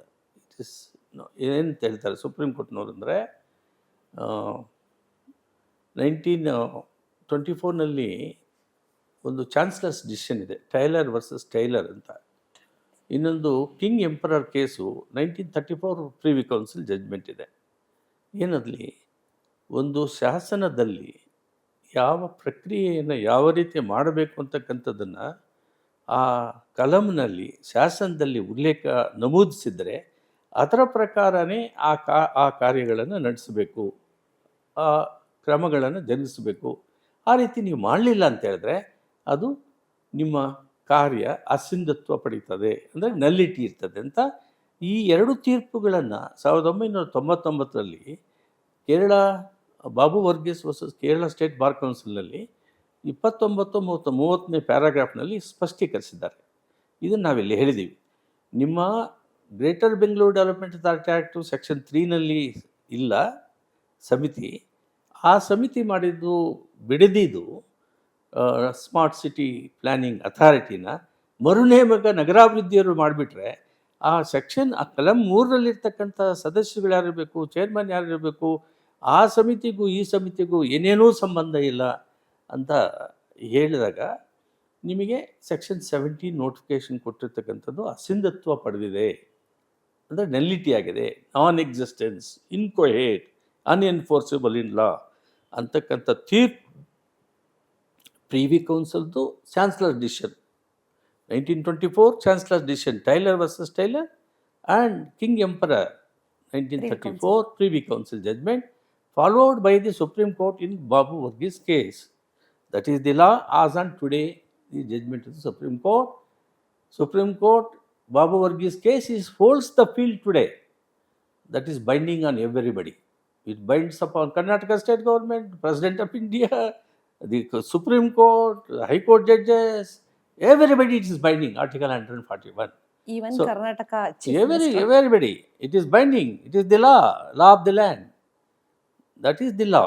ಸೊ ಈ ಪ್ರಥಮ ಅಧಿಸೂಚನೆ ಮಾಡಿರ್ತಕ್ಕಂಥದ್ದು ಬಹಳ ತಪ್ಪಾಗಿದೆ ಅಂತ ಇನ್ನೊಂದು ವಿಷಯವನ್ನು, ಬಹಳ ಗಮನಾರ್ಹವಾಗಿರ್ತಕ್ಕಂಥ ವಿಷಯವನ್ನು ನಾವು ಅಲ್ಲಿ ಹೇಳಿದ್ದೀವಿ. ಅದು ಯಾವುದಂತ ಹೇಳಿದ್ರೆ, ಯಾವುದೇ ಒಂದು ಪಟ್ಟಣದ ಅಭಿವೃದ್ಧಿ, ನಗರ ಅಭಿವೃದ್ಧಿ ಆಗಬೇಕು ಅಂತ ಹೇಳಿದ್ರೆ ನಗರ ಸಮಿತಿಯವರು ಒಂದು ಸ್ಕೀಮ್ ಮಾಡಬೇಕು. ಕಲಂ 15ನೇ ಇಲ್ಲಿ ನಗರಾಭಿವೃದ್ಧಿ ಪ್ರದೇಶನೇ ಇಲ್ಲ. ಇದು ಎಲ್ಲ ಗ್ರಾಮೀಣ ಪ್ರದೇಶದಲ್ಲಿರ್ತಕ್ಕಂಥ agriculture lands and the comprehensive development plan, ಅದು ಆ ಅಂಶ ತಿರುಗಿ ಹೇಳ್ತೀನಿ ನಾನು. ಇಲ್ಲಿ ಈ ಸೆಕ್ಷನ್ 17 ನೋಟಿಫಿಕೇಷನ್ ಕೊಡಬೇಕಾದ್ರೆ ಸ್ಕೀಮು ಇರಬೇಕು. ಆ ಸ್ಕೀಮ್ನಲ್ಲಿ ಏನೇನು ವಿಷಯಗಳಿರಬೇಕು ಅಂತ ಹೇಳಿ 16ನೇ ಕಲಂನಲ್ಲಿ ಅರ್ಬನ್ ಡೆವಲಪ್ಮೆಂಟ್ ಅಥಾರಿಟಿ ಆ್ಯಕ್ಟ್ನಲ್ಲೇ, like Bengaluru development authority act ಇದೆಯಲ್ಲ, ಎಕ್ಸಾಕ್ಟ್ಲಿ ಅದೇ ರೀತಿಯೇ ಇಲ್ಲಿದೆ. ಏನೇನು ಇರಬೇಕು ಅಲ್ಲಿ, ಎಷ್ಟು ಜಮೀನು ಬೇಕು, ಎಷ್ಟು ಪ್ಲೇಗ್ರೌಂಡ್ ಮಾಡಬೇಕು, ಎಷ್ಟು ಟೌನ್ಶಿಪ್ ಮಾಡಬೇಕು, ಎಷ್ಟು ಸಿವಿಕ್ ಕಮ್ಯುನಿಟಿ ಸೈಟ್ಸ್ ಬೇಕು, ಎಷ್ಟು ರಸ್ತೆಗಳು ಬೇಕು, ಇವೆಲ್ಲ ಕೂಲಂಕುಷವಾಗಿ ಆ ಸ್ಕೀಮನ್ನು ತಯಾರು ಮಾಡಬೇಕು. ಯಾರು? ನಗರಾಭಿವೃದ್ಧಿಯವರು. ಆ ಸ್ಕೀಮೇ ತಯಾರು ಮಾಡಿಲ್ಲ. 15ರಲ್ಲಿ ಬೇಕಾಗಿರ್ತಕ್ಕಂಥ ಕಲಂ 15ರಲ್ಲಿ ಬೇಕಾಗಿರ್ತಕ್ಕಂಥ ಸ್ಕೀಮು 17 ನೋಟಿಫಿಕೇಶನ್ ಕೊಡೋಕ್ಕೆ ಮೊದಲು ತಯಾರು ಮಾಡಬೇಕದು. ಅದರಲ್ಲಿ ಆ ಸ್ಕೀಮ್ನಲ್ಲಿ ಏನೇನು ಅಂಶಗಳಿರಬೇಕು ಅಂತಕ್ಕಂಥದ್ದು 16ನೇ ಕಲಂನಲ್ಲಿ ಸ್ಪಷ್ಟೀಕರಿಸಿದ್ದಾರೆ. ಅದು ಯಾವುದೂ ಮಾಡಲಿಲ್ಲ. ಆ ಸ್ಕೀಮ್ ಕೊಟ್ಟು ಅದು ಗೌರ್ಮೆಂಟ್ ಕಳಿಸ್ಬೇಕು. ಗೌರ್ಮೆಂಟ್ ಕಳಿಸಿದಾಗ ಅಲ್ಲಿ ಗೌರ್ಮೆಂಟ್ನವರು ಅದನ್ನು ಅಪ್ರೂವ್ ಮಾಡಬೇಕು. ಎಕ್ಸಾಕ್ಟ್ಲಿ ಇದು ರೈತರದ್ದು ಯಾರು ಭೂ ಒಡೆಯಿರ್ತಾರಲ್ಲ ಅವರ ಅಬ್ಜೆಕ್ಷನ್ಸ್ನೆಲ್ಲ ಸೆಕ್ಷನ್ 17ನಲ್ಲಿ ನೋಟಿಸ್ ಕೊಡಬೇಕು. ಪ್ರತಿಯೊಬ್ಬರಿಗೂ ಖಾತೆದಾರನಿಗೆ ಪೇಪರ್ನಲ್ಲಿ ಪಬ್ಲಿಷ್ ಮಾಡಬೇಕು. ಮತ್ತು ಸಾರ್ವಜನಿಕ ಸ್ಥಳಗಳಲ್ಲಿ ಅದನ್ನೆಲ್ಲ ನೋಟಿಫೈ ಮಾಡಬೇಕು. ಗ್ರಾಮ ಪಂಚಾಯತಿ, ಜಿಲ್ಲಾಧಿಕಾರಿ ಕಚೇರಿ ಎಲ್ಲ ಮಾಡಬೇಕು. ಈ ಯಾವ ಪ್ರಕ್ರಿಯೆಯೂ ಮಾಡಲಿಲ್ಲ. ಸ್ಕೀಮೇ ಇಲ್ಲ. ಸ್ಕೀಮು ಇದು ಮಾಡ್ತಕ್ಕಂಥದ್ದು ಬರ್ತದ ಇಲ್ವಂತಕ್ಕಂಥ ಹೇಳ್ತಕ್ಕಂಥ ಹಕ್ಕು ಭೂ ಒಡೆಯರಿಗೆ, ಭೂ ಕಳ್ಕೊಳ್ತಕ್ಕಂಥ ಭೂ ಸ್ವಾಧೀನದ ಪ್ರಕ್ರಿಯೆ ಮಾಡೋಕ್ಕೆ ಮುಂಚಿತವಾಗಿ ಅವ್ರು ಹೇಳ್ಬೋದಾಗಿದೆ. ಅವ್ರಿಗೆ ಹಕ್ಕಿದೆ, ಅದು ಶಾಸನಬದ್ಧವಾಗಿರ್ತಕ್ಕಂಥ ಹಕ್ಕು. 17ನೇ ಅನುಚ್ಛೇದ ನೋಟಿಫಿಕೇಷನ್ನೇ ಡಿಫೆಕ್ಟ್ ಇದೆ. ಯಾಕಂತ ಹೇಳಿದ್ರೆ ಒಂದು ಕಾರಣ, it is not a development authority, it is not a urban area. Section 17 is not preceded. ಅದು ಮುಂಚಿತವಾಗಿ ಸ್ಕೀಮ್ ಇಲ್ಲ. ಸ್ಕೀಮು ಅಪ್ರೂವ್ ಮಾಡಿದ್ದೀವಿ, ಸ್ಕೀಮೇ ಇಲ್ಲದೆ ಅಪ್ರೂವ್ ಮಾಡೋದು ಎಲ್ಲಿ ಬರ್ತದೆ? ಎಲ್ಲಿದೆ ಸ್ಕೀಮ್ ನಿಂದು? ಸ್ಕೀಮ್ ಇಲ್ಲದೇನೆ ಸೆಕ್ಷನ್ 17 ನೋಟಿಫಿಕೇಶನ್ ಹೆಂಗೆ ಕೊಡೋಕ್ಕೆ ಬರ್ತದೆ? Exactly sir. ಮತ್ತು ವಿಚಾರಣೆ ಎಲ್ಲಿ ಮಾಡಿದ್ದೀರಿ ರೈತರನ್ನ? ವಿಚಾರಣೆ ಸೆಕ್ಷನ್ 17 ನೋಟಿಫಿಕೇಶನ್ ಕೊಟ್ಟಾದ ಮೇಲೆ ಯಾರ ಹೆಸರಿನಲ್ಲಿ? ಗ್ರೇಟರ್ ಬೆಂಗಳೂರು ಡೆವಲಪ್ಮೆಂಟ್ ನಗರಾಭಿವೃದ್ಧಿ ಸಮಿತಿ ಅಂತ ಹೇಳಿಕೊಂಡಿದ್ದಾರಲ್ಲ, ಮರುನಾಮಕ ಮಾಡ್ಕೊಂಡಿದ್ದಾರಲ್ಲ, ಬಿಡದಿ ಸ್ಮಾರ್ಟ್ ಸಿಟಿ ಪ್ಲ್ಯಾನಿಂಗ್ ಅಥಾರಿಟಿನ 23ರಲ್ಲಿ ನಾನ್ ಎಕ್ಸಿಸ್ಟೆನ್ಸು, ಅದು ಹುಟ್ಟೇ ಇರಲಿಲ್ಲ. Greater Bengaluru development greater Bengaluru metropolitan ಅಥಾರಿಟಿನೇ ಹುಟ್ಟಿಲ್ಲ, ಅವರು ಮಾಡ್ಕೊಂಡಿದ್ದಾರೆ. ಅದರಲ್ಲಿ ವಿಚಾರಣೆ ಲ್ಯಾಂಡ್ ಎಕ್ವಿಸಿಷನ್ ಆಫೀಸರ್ ಮಾಡಬೇಕು. ಎಲ್ಲಿ ಮಾಡಿದ್ದೀರಿ? ಎಷ್ಟು ಸಾವಿರ ಎಕರೆ ಜಮೀನಿದೆ? ಇಷ್ಟು ಸಾವಿರ ಜನರಿಗೆ ನೀವು ವಿಚಾರಣೆ ಎಲ್ಲಿ ಮಾಡ್ದೇ ಫೈನಲ್ ನೋಟಿಫಿಕೇಷನ್ ಎಲ್ಲಿ ಮಾಡೋಕ್ಕೆ ಬರ್ತದೆ? ಅದು ಫೈನಲ್ ನೋಟಿಫಿಕೇಷನ್ ಈ ವಿಚಾರಣೆಯಲ್ಲಿ ಅಬ್ಜೆಕ್ಷನ್ಸ್ ಕೇಳಬೇಕು, ಅವ್ರದ್ದೇನು ಅಬ್ಜೆಕ್ಷನ್ ಇದೆ ಅಂತ ಪರಿಗಣಿಸಬೇಕು, ಅದಕ್ಕೆ ರಿಪೋರ್ಟು ಸರ್ಕಾರಕ್ಕೆ ಕಳಿಸ್ಬೇಕು, ಸರ್ಕಾರಕ್ಕೆ ಕಳಿಸಿ ಆ ಸರ್ಕಾರ ಅಪ್ಲೈ ಮಾಡಬೇಕು ಮೈಂಡು. ಅದೆಲ್ಲ ಅದೇನು ಮಾಡಲೇ ಇಲ್ಲ. ಸರ್, ನಿಮ್ದು ಇವಾಗ ಏನು ಪಬ್ಲಿಕ್ ಹಿಯರಿಂಗ್ ಆದ್ಮೇಲೆ ಒಂದು ನೋಟ್ ಕೊಟ್ಟಿದ್ರಿ, ಆ ನೋಟಲ್ಲಿ ಕಂಪ್ಲೀಟ್ ಆಗಿ ಎಲ್ಲ ಇದೆ. ಹೇಗೆ ಇವರು ನಗರವನ್ನ ಪ್ರದೇಶವನ್ನ ಹೊರತುಪಡಿಸಿ ಗ್ರಾಮೀಣ ಭಾಗಕ್ಕೆ ಹೋಗಿ ಗ್ರಾಮೀಣ ಭಾಗಕ್ಕೆ ನಗರದ ಕಾನೂನುಗಳನ್ನ ಅಳವಡಿಕೆ ಮಾಡೋಕೆ ಮುಂದಾಗಿದ್ದಾರೆ. ಆಮೇಲೆ ಲೈನರ್ ಪ್ರಾಜೆಕ್ಟ್ ಅಲ್ಲ ಇದು. ಯಾಕೆ ಅಂದ್ರೆ ಬಂದರು ರಸ್ತೆ ಇದಕ್ಕೋಸ್ಕರ ಬರ್ತಿರೋ ಸ್ಟ್ರೈಟ್ ಲೈನ್ ಹೋಗ್ಬೇಕು, ಅಡ್ಡ ಹೋಗಕ್ ಆಗಲ್ಲ ಅನ್ನೋ ತರ ಇದಲ್ಲ, ಇದನ್ ಕಂಪಲ್ಷನ್ ಅಲ್ಲ. ಆಯ್ತು, ಅರ್ಜೆಂಟ್ ಆಗಿ ನೋಟಿಫಿಕೇಶನ್ ಮಾಡ್ತಿದ್ದಾರೆ ಅಂತ ಹೇಳಕ್ಕೆ ಸೆಕ್ಷನ್ 9 ಅಪ್ಲೈ ಮಾಡಿಲ್ಲ. ಅವರು ಅಪ್ಲೈ ಮಾಡಿದ್ರೆ double section 9 of the act of 2013 act ನಲ್ಲಿ ಮಾತ್ರ ಎಕ್ಸಂಪ್ಷನ್ ಸೋಷಿಯಲ್ ಇಂಪ್ಯಾಕ್ಟ್ಗೆ. Exactly sir. ಇಲ್ಲಿ ಸೆಕ್ಷನ್ 10 ಕರ್ನಾಟಕ ವಿಧಾನಸಭೆ ತಿದ್ದುಪಡಿ ಆ ಕಾಯ್ದೆ ತಿದ್ದುಪಡಿ ಇದು ಕನ್ಕರೆಂಟ್ ಲಿಸ್ಟ್ನಲ್ಲಿ ಇದೆಯಲ್ಲ ಅಕ್ವಿಸಿಷನು, ಅದರಿಂದ ವಿಧಾನಸಭೆ ಲೆಜಿಸ್ಲೇಟಿವ್ ಅಸೆಂಬ್ಲಿಗೆ ಪವರ್ ಇದೆ. ಕರ್ನಾಟಕ ಲೆಜಿಸ್ಲೇಟಿವ್ ಅಸೆಂಬ್ಲಿಗೆ ಅವರದೇ ಆದ ಒಂದು ತಿದ್ದುಪಡಿಗಳನ್ನು ಸಂಸತ್ತು ಕಾನೂನಿಗೆ ತರ್ಬೋದು. ಈ 2013 ಆ್ಯಕ್ಟ್ ಇದೆಯಲ್ಲ, ರಿಹ್ಯಾಬಿಲಿಟೇಷನ್ ರೀಸೆಟ್ಲ್ಮೆಂಟು ಇವೆಲ್ಲ ಆ್ಯಕ್ಟು 2013 1/1/2014 ಬಂದಿದ್ದು. 2013 ಕಾಯ್ದೆ ಅದು. 1/1/2014 ಬಂದಿದೆ. ಸಂಸತ್ತು ಕಾಯ್ದೆಗೆ ರಾಜ್ಯದ ವಿಧಾನಸಭೆಯವರು ತಿದ್ದುಪಡಿಯನ್ನು ಮಾಡತಕ್ಕಂತಹ ಅಧಿಕಾರ ಸಂವಿಧಾನದ ಅಡಿಯಲ್ಲಿ 246ನೇ ಕಲಂನಲ್ಲಿ ಅನುಚ್ಛೇದದಲ್ಲಿ ಇದೆ. ಅದು ಮಾಡುವಾಗ ಸಂಸತ್ತು ಕಾಯ್ದೆಗೂ ರಾಜ್ಯ ವಿಧಾನಸಭೆ ಮಾಡ್ತಕ್ಕಂಥ ಕಾಯ್ದೆಗೂ ತದ್ವಿರುದ್ಧ ಇರಬಾರ್ದು. ನಿಮ್ಮ ತಿದ್ದುಪಡಿ ರಾಷ್ಟ್ರಪತಿಯವರ ಅನುಮತಿ ಕನ್ಸೆಂಟ್ ಪಡೆದರೂ ಕೂಡ ಅನುಚ್ಛೇದ 2254 ಎರಡಡಿಯಲ್ಲಿ ನೀವು ಪಡೆದರೂ ಕೂಡ ಸ್ಟೇಟ್ ಲೆಜಿಸ್ಲೇಟಿವ್ ಅಸೆಂಬ್ಲಿ ಕಾನೂನು ಸಂಸತ್ ಕಾನೂನಿಗೆ ವಿರೋಧವಾಗಿದ್ದರೆ ಅದು ಅನ್ವಯಿಸುವುದಿಲ್ಲ ಅಂತೇಳಿ ಸುಪ್ರೀಂ ಕೋರ್ಟ್ ತೀರ್ಪುಗಳು 1953 ಇಸ್ವಿಯಿಂದ ಇಲ್ಲಿವರೆಗೂ ಅದೇ. ಅದಕ್ಕೇ ಮೋಸ್ಟ್ ಬಹಳ ಚಾರಿತ್ರಿಕವಾಗಿರ್ತಕ್ಕಂಥ ತೀರ್ಪು ಅಂದರೆ ಕರುಣಾನಿಧಿ ಕೇಸ್ನಲ್ಲಿ 1976 ಇಸ್ವಿಯಲ್ಲಿ ಸಂವಿಧಾನದ ಪೀಠ ಈ ಅಂಶನ ಅಲ್ಲಿ ಪರಿಗಣನೆಗೆ ತೆಗೆದುಕೊಂಡು ಒಂದು ಚಾರಿತ್ರಿಕವಾಗಿರ್ತಕ್ಕಂಥ ತೀರ್ಪನ್ನು ಮಾಡಿದ್ದಾರೆ.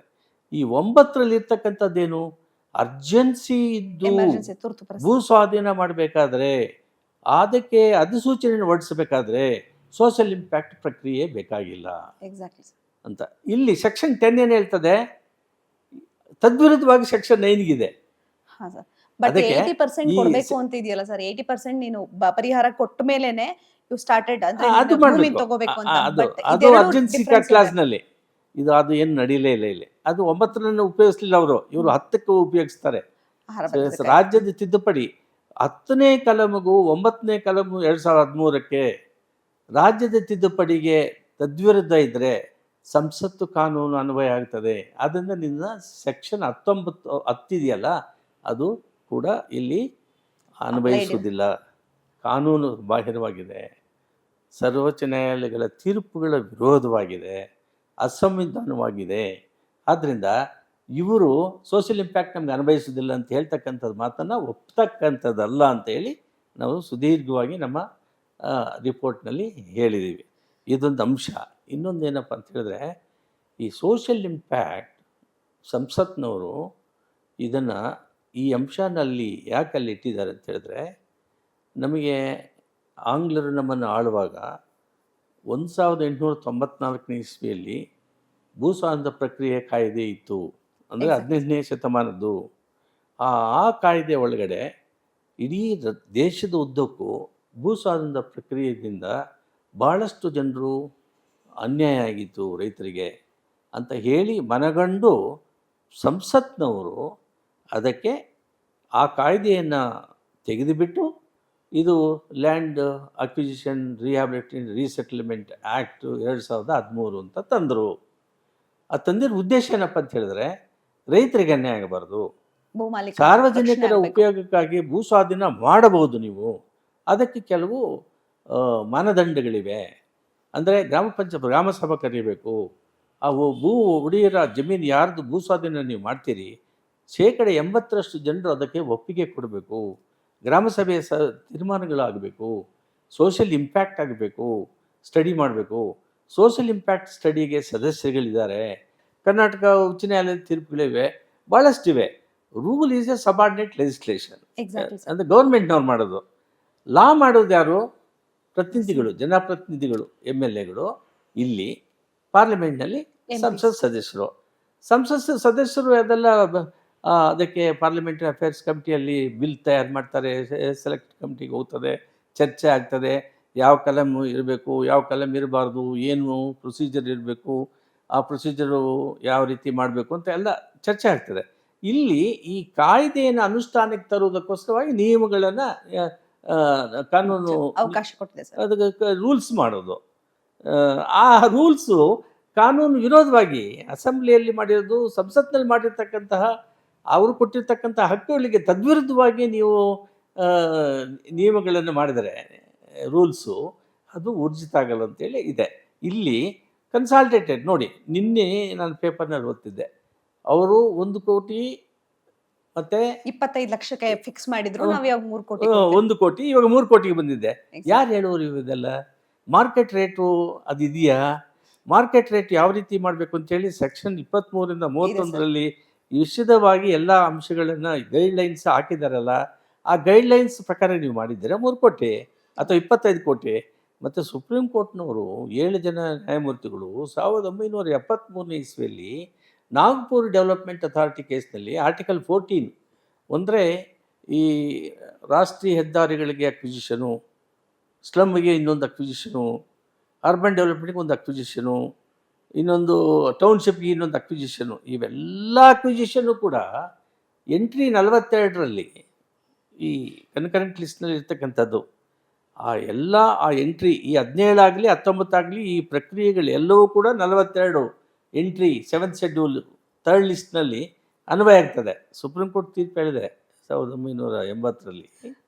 ಸರ್ ನೀವೇ ಹೇಳ್ತಿರೋ ಪ್ರಕಾರ ಇವರು ಯಾವ್ದು ಕಾಯ್ದೆ ಇದೆಯೋ ಕಾಯ್ದೆ ಜಾರಿ ಮಾಡೋದಕ್ಕೆ ಬೇಕಾಗಿರೋ ಅರಬ್ಬಿ ರೂಲ್ನೇ ಸಮುದ್ರಕ್ಕೆ ಹಾಕ್ಬಿಟ್ಟು ಇವ್ರದೇ ಆಗಿರ್ತಕ್ಕಂಥ Rule ಪ್ರಕ್ರಿಯೆಗಳು ಮಾಡ್ಕೊಂಡು ಹೋಗ್ತಾ ಇದ್ದಾರೆ. ಇದು ಸಂವಿಧಾನಬದ್ಧವಾದ ಆಡಳಿತವನ್ನು ನೀಡ್ತಕ್ಕಂಥ ಜವಾಬ್ದಾರಿಯುತವಾಗಿರ್ತಕ್ಕಂಥ ಸರ್ಕಾರಗಳು ಅಥವಾ ಸರ್ಕಾರದ ಅಧಿಕಾರಿಗಳು ಮಾಡ್ತಕ್ಕಂಥ ಪ್ರಕ್ರಿಯೆ ಅಲ್ಲ. ಸರ್ ಇದು ಪ್ರೂವ್ ಅದು ಆದ್ರೆ ಇವ್ರಿಗೆಲ್ಲ ಏನಾಗುತ್ತೆ ಸರ್? ಶಾಸನಬದ್ಧ ಆಳ್ವಿಕೆಗೆ ವಿರೋಧವಾಗಿದೆ, ಸಂವಿಧಾನದ ಅನುಚ್ಛೇದಗಳಿಗೆ ವಿರೋಧವಾಗಿದೆ, ಸಂವಿಧಾನ ತೀರ್ಪುಗಳು ಸರ್ವೋಚ್ಚ ನ್ಯಾಯಾಲಯದ ತೀರ್ಪುಗಳಿಗೆ ವಿರೋಧವಾಗಿದೆ, ಕರ್ನಾಟಕ ಅರ್ಬನ್ ಡೆವಲಪ್ಮೆಂಟ್ ಅಥಾರಿಟಿ ಆ್ಯಕ್ಟ್ಗೆ ವಿರೋಧವಾಗಿದೆ, ನೈಸರ್ಗಿಕ ನಿಯಮಗಳು ವಿಚಾರಣೆನೇ ಮಾಡಲಿಲ್ಲ ಇಲ್ಲಿ, ಇವೆಲ್ಲ ವಿರೋಧವಾಗಿವೆ. ಸರ್ ಸಂಪೂರ್ಣವಾಗಿ ನೋಟಿಫಿಕೇಶನ್ ಇಂದ ಹಿಡಿದು ಈವರೆಗೂ ನಡೆದಿರೋ ಎಲ್ಲಾ ಪ್ರಕ್ರಿಯೆಯೂ ವಿರೋಧವಾಗಿದ್ದು ಕಾಯ್ದೆಯಿಂದ ಅದು ಅಸಿಂಧತ್ವ ಪಡೆದಿದೆ, ಊರ್ಜಿತ ಆಗುದಿಲ್ಲ, ಸರ್ ಇದು ಕೋರ್ಟ್ ಮುಂದೆ ಹೋದ್ರೆ ಶೂನ್ಯ ಆಗಿದೆ. ಸರ್ ಇದೇನಾದ್ರು ವೈಡ್ ಆಗುತ್ತೆ. ಸೊ ಕೋರ್ಟ್ ಮುಂದೆ ಹೋದಾಗ ಇದು ವೈಡ್ ಆಗುತ್ತೆ ಸರ್. ಸರ್ ಇವ್ರಿಗೆಲ್ಲ ಇಲ್ಲ, ಏನ್ ಶಿಕ್ಷೆ ಕೋರ್ಟ್ ಮುಂದೆ ಇದು ಶೂನ್ಯ. ಅದು ಅದೇ ಒಂದೇ ಗ್ರೌಂಡ್ ಮೇಲೆ ಹೊಡೆದು ಬಿಸಾಕ್ಬೋದು, ಅದು ಅಷ್ಟೇ. Exactly sir. ಇವಾಗ ಸರ್ಕಾರ ಪಟ್ಟು ಬಿಡ್ತಿಲ್ಲ ಸರ್. ಸರ್ಕಾರ ಫಸ್ಟ್ ಹೇಳ್ತು ಕೇಳಲ್ಲ, ಡೈರೆಕ್ಟ್ ಆಗಿ ಅಕೌಂಟ್ಗೆ ನಾನು ದುಡ್ಡು ಹಾಕ್ತೀನಿ ಅಂತ. ಈಗ ಒಂದು ಹೊಸ ನಾಟಕ ಆಡ್ತಿದೆ. ಇಟ್ ಮೀನ್ಸ್ ನಾಟಕ ಐ ಸೈಡ್ ಜನಗಳು ಹೇಳ್ತಿರೋ ಅಭಿಪ್ರಾಯದ ಪ್ರಕಾರ ಸರ್ಕಾರ ಹೊಸ ದಾರಿಯನ್ನು ತುಳಿದಿದೆ. ನಾನು ಬಲವಂತ ಮಾಡಲ್ಲ, ಭೂಮಿ ಕೊಡೋರಿಗೆ ನಾನು ದುಡ್ಡು ಕೊಡಕ್ಕೆ ರೆಡಿ ಇದ್ದೀನಿ ಅಂತ ಹೇಳ್ತಿದೆ. ಈ ಮಾರ್ಗಗಳೆಲ್ಲ ನೋಡಿದಾಗ ಭೂಮಿ ರಕ್ಷಣೆ ವಿಚಾರದಲ್ಲಿ ನೀವು ಖುದ್ದು ಹೋಗಿದಿರಿ, ಭೇಟಿ ಮಾಡಿದಿರಿ, ಜಾಗ ನೋಡಿದಿರಿ ಸರ್. ಬಿಡದಿ ರೈತರಿಗೆ ಯಾಕೆ ನಿಮ್ಮ ಮೇಲೆ ಇಷ್ಟೊಂದು ನಂಬಿಕೆ ಅಂದ್ರೆ ಈ ಹಿಂದೆ ಸಿಂಗೂರು ಪ್ರಕರಣದಲ್ಲೂ ಸಹ ನೀವು 1000 ಎಕರೆ ಭೂಮಿ ಮಾಲೀಕರಿಗೆ ಸಿಗೋ ತರ ಮಾಡಿದ್ರಿ, ವರ್ಷಾನ್ಗಟ್ಲೆ ಇಟ್ಕೊಂಡಾಗ ಅದಕ್ಕೊಂದು ಮಹತ್ವದ ತೀರ್ಪು ಕೊಟ್ಟು ಮೈಲುಗಲ್ ಮಾಡಿದ್ರಿ ಅಂತ ಹೇಳಿ. ಬಿಡದಿ ರೈತರಿಗೂ ಅವ್ರ ಜಾಗ ಉಳಿಯುತ್ತೆ ಸರ್? ಖಂಡಿತ ಅವರಿಗೆ ನ್ಯಾಯ ಸಿಗುತ್ತೆ. ಯಾಕಂತ ಹೇಳಿದ್ರೆ ಈ ನೋಟಿಫಿಕೇಶನ್ನು ಪ್ರಥಮದಿಂದ ಶೂನ್ಯತೆ ಆಗಿದೆ. ಅವರು ಹೋರಾಟ ಮಾಡ್ತಿದ್ದಾರೆ. ಇದು ಕೆಲವರು ಇವಾಗಲೇ ಹೈಕೋರ್ಟ್ಗೆ ಹೋಗಿದ್ದಾರೆ. ಇದು ಮೂಲಭೂತ ಹಕ್ಕುಗಳು ಮತ್ತು ಶಾಸನಬದ್ಧ ಹಕ್ಕುಗಳನ್ನು ಸಂರಕ್ಷಣೆ ಮಾಡೋದಕ್ಕೆ ರೈತರು, ಸಂಯುಕ್ತ ಕಿಸಾನ್ ಮೋರ್ಚಾದವರು, ಮಹಿಳೆಯರು, ಎಲ್ಲ ಜನರು ಕೂಡ ಅದಕ್ಕೆ ವಿರೋಧ ಇದೆ. ಆದ್ದರಿಂದ ಮತ್ತು ಸರ್ವೋಚ್ಚ ನ್ಯಾಯಾಲಯದ ತೀರ್ಪುಗಳಿಗೆ ವಿರೋಧವಾಗಿದೆ, ಅಸಂವಿಧಾನವಾಗಿದೆ, ಶಾಸನ ಕಾಯ್ದೆಗಳಿಗೆ ವಿರೋಧವಾಗಿದೆ, ಶಾಸನಬದ್ಧ ಆಳ್ವಿಕೆಗೆ ವಿರೋಧವಾಗಿದೆ. ಇನ್ನೇನು ಬೇಕಾಗಿದೆ ಸರ್? ಒಂದು ಡೌಟ್ ಇದೆ. ನ್ಯಾಯಾಲಯ ಹೌದು ಸರ್ವೋಚ್ಚ ಎಲ್ಲದಕ್ಕಿಂತ ಅಲ್ಲ, ನೀವು ಇನ್ನೊಂದು ಪ್ರಶ್ನೆ ಏನು ಕೇಳಿದ್ರಂದ್ರೆ, ಕೆಲವರಿಗೆಲ್ಲ ನೀವು ತಗೊಳ್ಳಿಲ್ಲ ಅಂದ್ರೆ ನಿಮ್ಮ ಅಕೌಂಟ್ಗೆ ಹಾಕ್ತೀವಿ, ಅಕೌಂಟ್ಗೆ ಎಲ್ಲಿವರೆಗೂ ಹಾಕಿಲ್ಲ. ಒಂದು, ಅವ್ರ ಅಕೌಂಟಿಗೆ ಹಣ ಹಾಕಿದ ತಕ್ಷಣ ಭೂಸ್ವಾಧೀನ ಪ್ರಕ್ರಿಯೆ ಅದು ಕಾನೂನು ಪ್ರಕಾರ ಸಕ್ರಮವಾಗಿ ಆಗುತ್ತೆ ಅಂತಕ್ಕಂಥದ್ದು ಇಲ್ಲ. ನೀವು ದುಡ್ಡು ಹಾಕ್ಕೊಂಡಿರಿ, ಇದು ಹಾಕ್ಕೋಬೋದಷ್ಟೇ. ನೀನು ನೋಟಿಫಿಕೇಶನ್ನೇ ಸರಿ ಇಲ್ಲ, ಸ್ಕೀಮೇ ಇಲ್ಲ, ದುಡ್ಡು ಕೊಟ್ಬಿಟ್ರೆ ಯಾರೋ ದಾರಿಯಲ್ಲಿ ಹೋಗೋನು ದುಡ್ಡು ಕೊಟ್ಬಿಟ್ಟು ಸರ್ಕಾರದವ್ರು ಇವ್ನ ಅಕೌಂಟ್ಗೆ ಹಾಕಿಬಿಟ್ರೆ ಅಥವಾ ನಾವು ಕೊಡ್ತೀವಿ ಅಂತ ಹೇಳಿದ ತಕ್ಷಣ ಅದು ರೆಗ್ಯುಲರೈಸ್ ಆಗಲ್ಲ. ಆಸ್ ಯೂಶುವಲ್ ಪೊಲಿಟಿಕಲ್ ಸ್ಟೇಟ್ಮೆಂಟ್ ಅಷ್ಟೇ. ಅದು ಎದುರಿಸಕ್ಕೆ ಮಾತ್ರ ಹೇಳ್ತಕ್ಕಂಥ ಮತ್ತು ಮೋಸ ಮಾಡ್ತಕ್ಕಂಥ ಮಾತುಗಳು ಮಾತ್ರ ಬಿಟ್ಟರೆ ಅದು ಕಾನೂನಿನ ಪ್ರಕಾರವಾಗಿ ಯಾವುದು ಕೂಡ ಸಮಂಜಸವಾಗಿರ್ತಕ್ಕಂಥ ಕ್ರಮಗಳು ಅಲ್ಲವೇ ಅಲ್ಲ. ಸರ್ ಒಂದ್ ಕೈಯಲ್ಲಿ ರಾಷ್ಟ್ರೀಯ ನಾಯಕರು ಸಂವಿಧಾನ ಹಿಡ್ಕೊಂಡ್ ಬರ್ತಾರೆ, ಸಂವಿಧಾನ ಸರ್ವೋಚ್ಚ ಅಂತ ಹೇಳಿ. ಅದರದ್ದೇ ಪಕ್ಷದ ಮತ್ತೊಬ್ಬ ಕರ್ನಾಟಕದ ಅಂದ್ರೆ ಲೋಕಲ್ ಲೀಡರ್ ಚೀಫ್ ಮಿನಿಸ್ಟರ್ ನೋಡಿದ್ರೆ ಸಂವಿಧಾನದ ಕಾಯ್ದೆಗಳನ್ನ ಸೈಡ್ಗಿಟ್ಟು ಅದರಲ್ಲಿರೋ ಹೊಸ ರೂಲ್ ಇವ್ರಿಗೆ ಅನುಕೂಲ ಆಗುವಂತ ರೂಲ್ ತರ್ತಿದ್ದಾರೆ. ಸರ್ ಇದೆಲ್ಲ ಸಾಬೀತಾಯ್ತು, ಇವ್ರಿಗೆಲ್ಲ ಇಷ್ಟು ಮಾನಸಿಕ ಹಿಂಸೆ ಆಯ್ತು.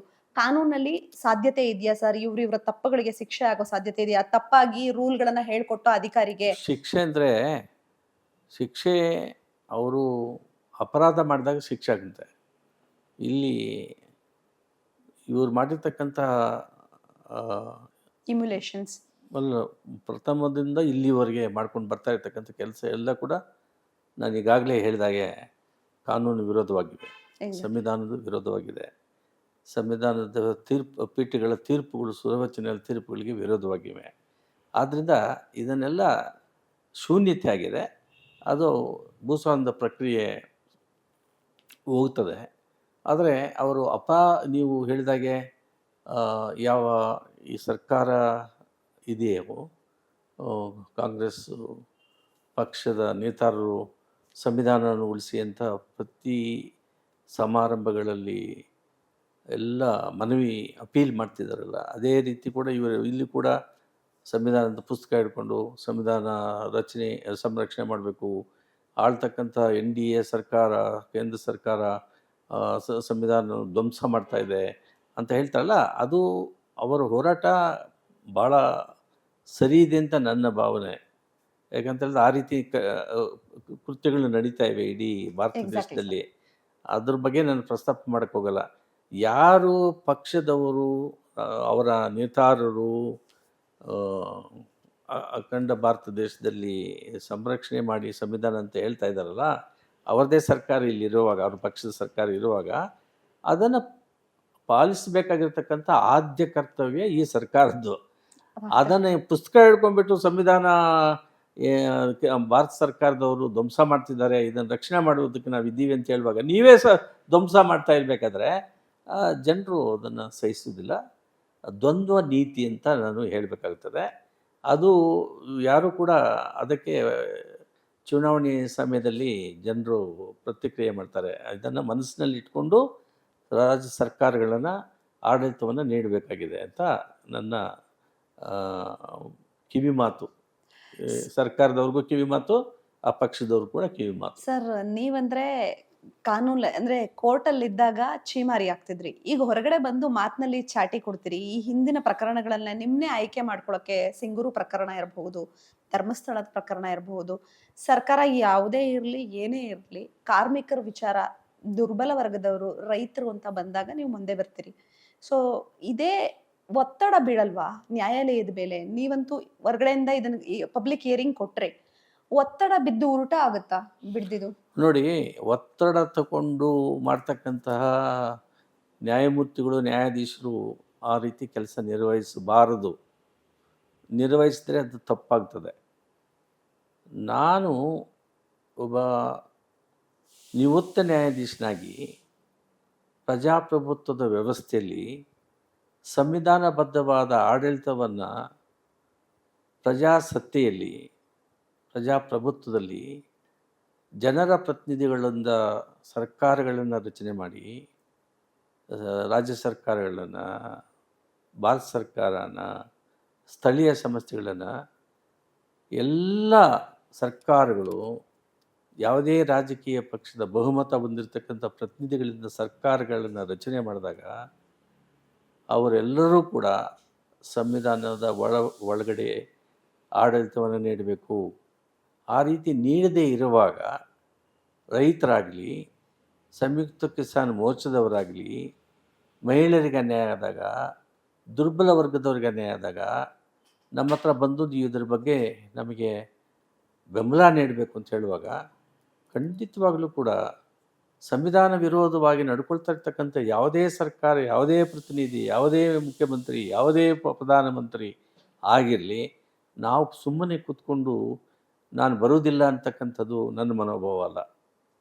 ನಾನು ತಿಳ್ಕೊಂಡಿದ್ದೀನಿ, ನಾವು ನಮ್ಮ ರಾಜ್ಯದ ಟ್ಯಾಕ್ಸ್ ಪೇಯರ್ಸ್ ಮನಿ ನಮಗೆ ಕೊಟ್ಟರೆ, ನಾವು ಅದರಿಂದ ಜೀವನ ಮಾಡ್ತಾಯಿದ್ರೆ, ನಾವು ಈ ದೇಶದ ಭಾಳ ಜವಾಬ್ದಾರಿತವಾಗಿರ್ತಕ್ಕಂಥ ಒಬ್ಬ ವಿಶ್ರಾಂತ ನ್ಯಾಯಮೂರ್ತಿಯಾಗಿ ಜನರಿಗೆ ಅನ್ಯಾಯ ಆಗ್ತಾಯಿದೆ, ಕಾನೂನನ್ನು ಉಲ್ಲಂಘನೆ ಮಾಡ್ತಿದ್ದಾರೆ, ಶಾಸನಬದ್ಧ ಆಳ್ವಿಕೆ ಇಲ್ಲ ನಾಗರಿಕ ಸಮಾಜದಲ್ಲಿ, ಪ್ರಜಾಪ್ರಭುತ್ವದ ವ್ಯವಸ್ಥೆಯಲ್ಲಿ ಅಂತ ಹೇಳುವಾಗ ನಮ್ಮ ಅನಿಸಿಕೆಗಳನ್ನು, ಟೀಕೆ ಟಿಪ್ಪಣಿಗಳನ್ನು, ನಮ್ಮ ಮಾತುಗಳು ಭಾಳ ಅವಶ್ಯಕತೆ ಇದೆ ಅಂತ ನಾನು ಮನಗಂಡಿದ್ದೀನಿ. ಆದ್ದರಿಂದಲೇ ಎಲ್ಲಿ ಅನ್ಯಾಯ ಆಗ್ತದೋ, ಎಲ್ಲಿ ಅನ್ಯಾಯ ಆದಾಗ ಅದು ವಿದ್ಯಾರ್ಥಿಗಳಿಗಾಗಲಿ, ಹೆಣ್ಮಕ್ಳಿಗಾಗಲಿ, ರೈತರಿಗಾಗಲಿ, ಕೃಷಿ ಕಾರ್ಮಿಕರಿಗಾಗಲಿ, ಯಾರಿಗೆ ಅನ್ಯಾಯ ಆದಾಗ ಕರೆದ್ರೆ ಅಲ್ಲಿ ಹೋಗಿ ಮಾತನಾಡ್ತಕ್ಕಂಥದ್ದು ನಮ್ಮ ಕರ್ತವ್ಯ, ಆದ್ಯ ಕರ್ತವ್ಯ ಅಂತ ನಾನು ಭಾವಿಸಿದ್ದೀನಿ. ಆದ್ದರಿಂದ ನಾನು ಜನರ ಮಧ್ಯೆಯಲ್ಲಿ ಯಾವಾಗಲೂ ಕೂಡ ಅನ್ಯಾಯ ಆಗೋಕ್ಕೆ ಬಿಡಬಾರ್ದು ಅಂತಕ್ಕಂಥ ತಿಳುವಳಿಕೆಯನ್ನು ನೀಡ್ತಕ್ಕಂಥ ಕೆಲಸವನ್ನು ಮಾಡ್ಕೊಂಡು ಬರ್ತಾಯಿದ್ದೀನಿ. ನಾವು ಹೇಳ್ತಕ್ಕಂಥ ಮಾತುಗಳು ಉಚ್ಚ ನ್ಯಾಯಾಲಯದ ನ್ಯಾಯಾಧೀಶ ಆಗಲಿ, ಸರ್ವೋಚ್ಚ ನ್ಯಾಯಾಲಯದ ನ್ಯಾಯಾಧೀಶರ ಮೇಲೆ ಪರಿಣಾಮ ಬೀಳ್ತದೆ ಅಂತ ಅಂದ್ಕೊಂಡ್ರೆ, ಪರಿಣಾಮ ಬಿದ್ದರೆ ಅದನ್ನು ಸರಿಯಾಗಿ ತಿಳ್ಕೊಂಡು ತೀರ್ಪುಗಳು ನೀಡಬೇಕು ಅವರು. ತಪ್ಪೇನಿದೆ? ಅದು ಒತ್ತಡ ಅಂತ ಹೇಳೋಕ್ಕಾಗಲ್ಲ. ಅದು ನಾವು ಹೇಳ್ತಕ್ಕಂಥ ಮಾತು ಸಂವಿಧಾನ ಸ್ಪಷ್ಟೀಕರಿಸ್ತಕ್ಕಂಥ ಮಾತುಗಳಾಗಲಿಲ್ಲ ಅಂದರೆ ಅವರು ಒಪ್ಪುವುದಿಲ್ಲ. ನಾವು ಹೇಳ್ತಕ್ಕಂಥ ಮಾತುಗಳು ಸಂವಿಧಾನಬದ್ಧವಾಗಿದ್ದರೆ ಅದನ್ನು ಒಪ್ಪಬೇಕಾಗುತ್ತೆ. ತಪ್ಪೇನಿದೆ? ಒತ್ತಡ ಅಂತ ಅದನ್ನು ಪರಿಗಣಿಸಬಾರದು. ಸರ್, ನಿಮ್ಮ ಅನುಭವ ಸುದೀರ್ಘವಾದದ್ದು. ನೀವು ಬಾರನ್ನು ನೋಡಿದಿರಿ, ಬೆಂಚನ್ನು ನೋಡಿದಿರಿ. ಎರಡೂ ಮಗ್ಗಲಲ್ಲೂ ನಿಮ್ದು ಅಪಾರವಾದಂತಹ ಅನುಭವ ಇದೆ. ನಿಮ್ಮ ಅನುಭವವನ್ನ ಆಧರಿಸಿ ಕಾನೂನು ಸುವ್ಯವಸ್ಥೆಯಲ್ಲಿ ಸದ್ಯದ ಪರಿಸ್ಥಿತಿಯನ್ನ ನೋಡಿದ್ರೆ 4 ಪದಗಳು: ಭ್ರಷ್ಟಾಚಾರ ಇರಬಹುದು, ಪೂರ್ಣ ಪ್ರಮಾಣದ ನ್ಯಾಯ ಇರಬಹುದು, ಮುಕ್ತ ನ್ಯಾಯ ಇರಬಹುದು.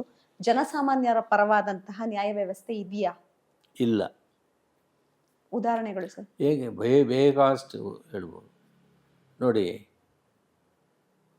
ಅಧಿಕಾರಿಗಳು, ರಾಜಕಾರಣಿಗಳು ಸಂವಿಧಾನಬದ್ಧವಾಗಿರ್ತಕ್ಕಂತಹ ಪಾಲಿಸಿಗಳನ್ನು ಫ್ರೇಮ್ ಮಾಡಬೇಕಾಗ್ತದೆ. ಪ್ರಸ್ತಾವನೆಯಲ್ಲಿ ಜಸ್ಟಿಸ್ ಅಂದರೆ ಸಾಮಾಜಿಕ ನ್ಯಾಯ, ಆರ್ಥಿಕ ನ್ಯಾಯ, ರಾಜಕೀಯ ನ್ಯಾಯ ಸಮಸ್ತ ಜನರಿಗೆ ನೀಡಬೇಕು. ಅದು ವಿಶೇಷವಾಗಿ ದುರ್ಬಲ ವರ್ಗದವರಿಗೆ, ಮಹಿಳೆಯರಿಗೆ ಸಾಮಾಜಿಕ ನ್ಯಾಯ, ದೀನದಲಿತರಿಗೆ, ಹಿಂದುಳಿದ ವರ್ಗದವರಿಗೆ, ಅವ್ರಿಗೆಲ್ರಿಗೂ ಕೂಡ ನ್ಯಾಯವನ್ನು ಕೊಡ್ತಕ್ಕಂತಹ ಸಂವಿಧಾನಬದ್ಧವಾದ ಕರ್ತವ್ಯ ನಮ್ಮನ್ನು ಆಳ್ತಕ್ಕಂತಹ ಸರ್ಕಾರಗಳ ಮೇಲೆ ಗಾಢವಾದ ಸಂವಿಧಾನಬದ್ಧವಾದ ಜವಾಬ್ದಾರಿ ಇದೆ. ಅದು ನಡೀತಾ ಇಲ್ಲ. ಇವಾಗ ಇನ್ನೂ ಈ ಪ್ರಜಾಪ್ರಭುತ್ವದ ವ್ಯವಸ್ಥೆಯಲ್ಲಿ ನಾಗರಿಕ ಸಮಾಜ ವ್ಯವಸ್ಥೆ ಅಂತ ನಾವೇನು ಅಂದ್ಕೊಂಡಿದ್ದೀವಿ, ನಮ್ಮದೇ ಆಗಿರ್ತಕ್ಕಂಥ ಸಂವಿಧಾನ ಅಂತ ಏನು ಹೇಳಿದ್ದೀವಿ, ಈ ಸಂವಿಧಾನವನ್ನು ರಾಜಕೀಯ ಗ್ರಂಥ ಅಂತ ಏನು ಹೇಳ್ಕೊಂಡಿದ್ದೀವಿ, ಈ ಸಂವಿಧಾನದಲ್ಲಿ ಬಹುಮತೀಯ ಜನರು, ಬಹುಮತೀಯ ರಾಷ್ಟ್ರ ಅಂತ ಹೇಳುವಾಗ ಬಹುಮತೀಯ ಜಾತಿ, ಉಪಜಾತಿ, ಭಾಷೆಗಳು ಇವೆಲ್ಲ ಇರುವಾಗ ಇದನ್ನು ನೋಡಿಕೊಂಡು ಎಲ್ಲರನ್ನೂ ಕೂಡ ಸಮಾನವಾಗಿ ನೋಡ್ತಕ್ಕಂಥದ್ದು. ಹೆಣ್ಣು ಮಕ್ಕಳು ಮತ್ತು ಗಂಡು ಮಕ್ಕಳು ಭೇದ ಇಲ್ಲದೇ ನ್ಯಾಯ ಕೊಡಬೇಕು. 50% ಇದ್ದಾರೆ. 79 ವರ್ಷದ ಸಂವಿಧಾನಬದ್ಧವಾದ ಆಡಳಿತ ನಡೀತಾ ಇದೆ. ಆದರೆ ಹೆಣ್ಣು ಮಕ್ಕಳಿಗೆ ಇಲ್ಲಿವರೆಗೂ ಕೂಡ ರಾಜಕೀಯ ನ್ಯಾಯ ಸಿಗಲಿಲ್ಲ, ಸಾಮಾಜಿಕ ನ್ಯಾಯ ಸಿಗಲಿಲ್ಲ, ಅವರು ಒಡೆಯರಾಗಲಿಲ್ಲ. ಮತ್ತು ನಮ್ಮ ಹೈಕೋರ್ಟ್ನಲ್ಲಿ, ಸುಪ್ರೀಂ ಕೋರ್ಟ್ನಲ್ಲಿ, ಡಿಸ್ಟ್ರಿಕ್ಟ್ ಕೋರ್ಟ್ಗಳಲ್ಲಿ 50% ಇರಬೇಕಲ್ಲ, ಅಲ್ಲಿ ಇಲ್ಲ. ಸರ್ಕಾರ ಹುದ್ದೆಗಳಲ್ಲಿ ಇರಬೇಕಲ್ಲ, ಅಲ್ಲಿ ಇಲ್ಲ. 50% ಅವ್ರ ಜಮೀನು ಅವ್ರ ಹೆಸರಿನಲ್ಲಿ ಒಡೆಯರಾಗಿರ್ಬೇಕಲ್ಲ, ಅದು ಇಲ್ಲ. ಅವರು ನಾವು ಹ್ಯೂಮನ್ ರೈಟ್ಸ್ ಡಿಕ್ಲರೇಷನ್ ಕಾಯ್ದೆ 1948 ಪ್ರಕಾರ ಈ ಅನುಚ್ಛೇದಗಳೆಲ್ಲ ಇಟ್ಟಿದ್ದಾರೆ. ಅವರಿಗೆ ಸಾಂಸ್ಕೃತಿಕ ನ್ಯಾಯ ಕೊಡಬೇಕು, ವಿದ್ಯಾ ನ್ಯಾಯ ಕೊಡಬೇಕು, ಶಿಕ್ಷಣದ ನ್ಯಾಯ ಕೊಡಬೇಕು, ರಾಜಕೀಯ ನ್ಯಾಯ ಕೊಡಬೇಕು, ಆರ್ಥಿಕ ನ್ಯಾಯ ಕೊಡಬೇಕು, ಸಾಂಸ್ಕೃತಿಕ ನ್ಯಾಯ ಕೊಡಬೇಕು ಅಂತ ಇಷ್ಟೆಲ್ಲ ನಾವು ಹೇಳ್ಕೊಂಡು ಬರ್ತೀವಲ್ಲ. ಎಷ್ಟು ನೋವು ನೋಡಿ, ಹೆಣ್ಮಕ್ಳಿಗೆ ಎಷ್ಟು ಅನ್ಯಾಯ ಆಗ್ತದೆ ನೋಡ್ತಾ ಇದ್ದೀವಲ್ಲ ನಾವು. ನಿನ್ನೆ ವೆಸ್ಟ್ ಬೆಂಗಾಲ್ನಲ್ಲಿ ಇಡೀ ದೇಶದಲ್ಲಿ ಪ್ರತಿ ಗಂಟೆಗೆ ಹೆಣ್ಣಿನ ಮೇಲೆ ಅಮಾನುಷವಾಗಿ ರೇಪ್ಗಳು, ಸಾಯಿಸುವುದು, ಮಾಸ್ ರೇಪ್ಗಳು ಈ ಕಾನೂನಿದ್ದರೂ ಕೂಡ, ಅಂದರೆ ಅಷ್ಟು ಅಂಧಕಾರತ್ವದಲ್ಲಿ, ಅನಾಗರಿಕತ್ವದಲ್ಲಿ ನಮ್ಮ ದೇಶ 79 ವರ್ಷಗಳ ಈ ಸ್ವತಂತ್ರ ಭಾರತ ದೇಶದಲ್ಲಿ ಇದ್ದಾರೆ. ಇದೊಂದು ಅಂಶ. ಇನ್ನೊಂದು ನಿರುದ್ಯೋಗ ಸಮಸ್ಯೆ. ಇವಾಗೆಲ್ಲ ನೀವು ನೋಡಿದ್ರಲ್ಲ, ಜಂತರ್ ಮಂತರ್ನಲ್ಲಿ ಬೇಜವಾಬ್ದಾರಿ ಆಗಿರ್ತಕ್ಕಂಥ ಮಾತನ್ನು ನಮ್ಮ ಒಬ್ಬ ಸಿಟ್ಟಿಂಗ್ ಚೀಫ್ ಜಸ್ಟಿಸ್ ಹೇಳಿದಾಗ, ಒಂದು ಅರ್ಜಿ ತಗೊಂಡು ಹೋದಾಗ, ಯು ಆರ್ ಲೈಕ್ ಕಾಕ್ರೋಚಸ್ ಅಂತ ಹೇಳುವಾಗ, ಮಿಲಿಯಾಂತರ ಜನರು ನಮ್ಮ ರಾಷ್ಟ್ರದಲ್ಲಿ, ಬೇರೆ ರಾಷ್ಟ್ರಗಳಲ್ಲಿ ಇದಕ್ಕೆ ಬೆಂಬಲ ಸಿಕ್ಕಿದೆ. ನಿನ್ನೆ ಇವತ್ತು ಪೇಪರ್ನಲ್ಲಿ ನಾನು ಓದಿದೆ, ನಲ್ಸಾರ್ನಲ್ಲಿ ಕಾನ್ವೊಕೇಷನ್ಗೆ ಚೀಫ್ ಜಸ್ಟಿಸ್ ಆಫ್ ಇಂಡಿಯಾನ ಬರುವುದಕ್ಕೆ ನಮ್ಮ ಅಪೋಸಿಷನ್ ಇದೆ. ಅವರು ಅಲ್ಲಿ ಅರ್ಜಿ ತಗೊಂಡೋಗಿ ಲಾಯರ್ಗಳು ಹೇಳಿದಾಗ, ಪೊಲೀಸ್ ಅಟ್ರಾಸಿಟಿ ನಡೆದಾಗ ಜಂತರ್ ಮಂತರ್ನಲ್ಲಿ ಅನ್ಯಾಯ ಆಗಿದೆ ಅವರಿಗೆ, ಇದನ್ನು ವಿಚಾರಣೆ ಮಾಡಿ ಅಂತ ಹೇಳಿದಾಗ, ನಮ್ಗೆ ಸಮಯ ಇಲ್ಲ, ಇದೆಲ್ಲ ಪೆನ್ ಡ್ರೈವ್ ಇದೆ, ನೋಡಬೇಕು ಏನು ನಡೆದಿದೆ, ವಿದ್ಯಾರ್ಥಿಗಳು, ಹುಡುಗಿಯರ ಮೇಲೆ ಅಮಾನುಷವಾಗಿರ್ತಕ್ಕಂಥ ವಾಗಿ ನಡ್ಕೊಂಡಿದ್ದಾರೆ ಅಂತ ಹೇಳಿದಾಗ, ನಮಗೆ ಕ್ಯಾಸೆಟ್ಟು CD ನೋಡೋಕ್ಕೆ ಟೈಮೇ ಇಲ್ಲ ಅಂತ ಹೇಳಿರ್ತಕ್ಕಂಥ ಮುಖ್ಯ ನ್ಯಾಯಮೂರ್ತಿ ನಮಗೆ ಘಟಿಕೋತ್ಸವಕ್ಕೆ ಬರಬಾರದು CJP ಫಾಲೋವರ್ಸ್ ಹೇಳಿದ್ದಾರೆ.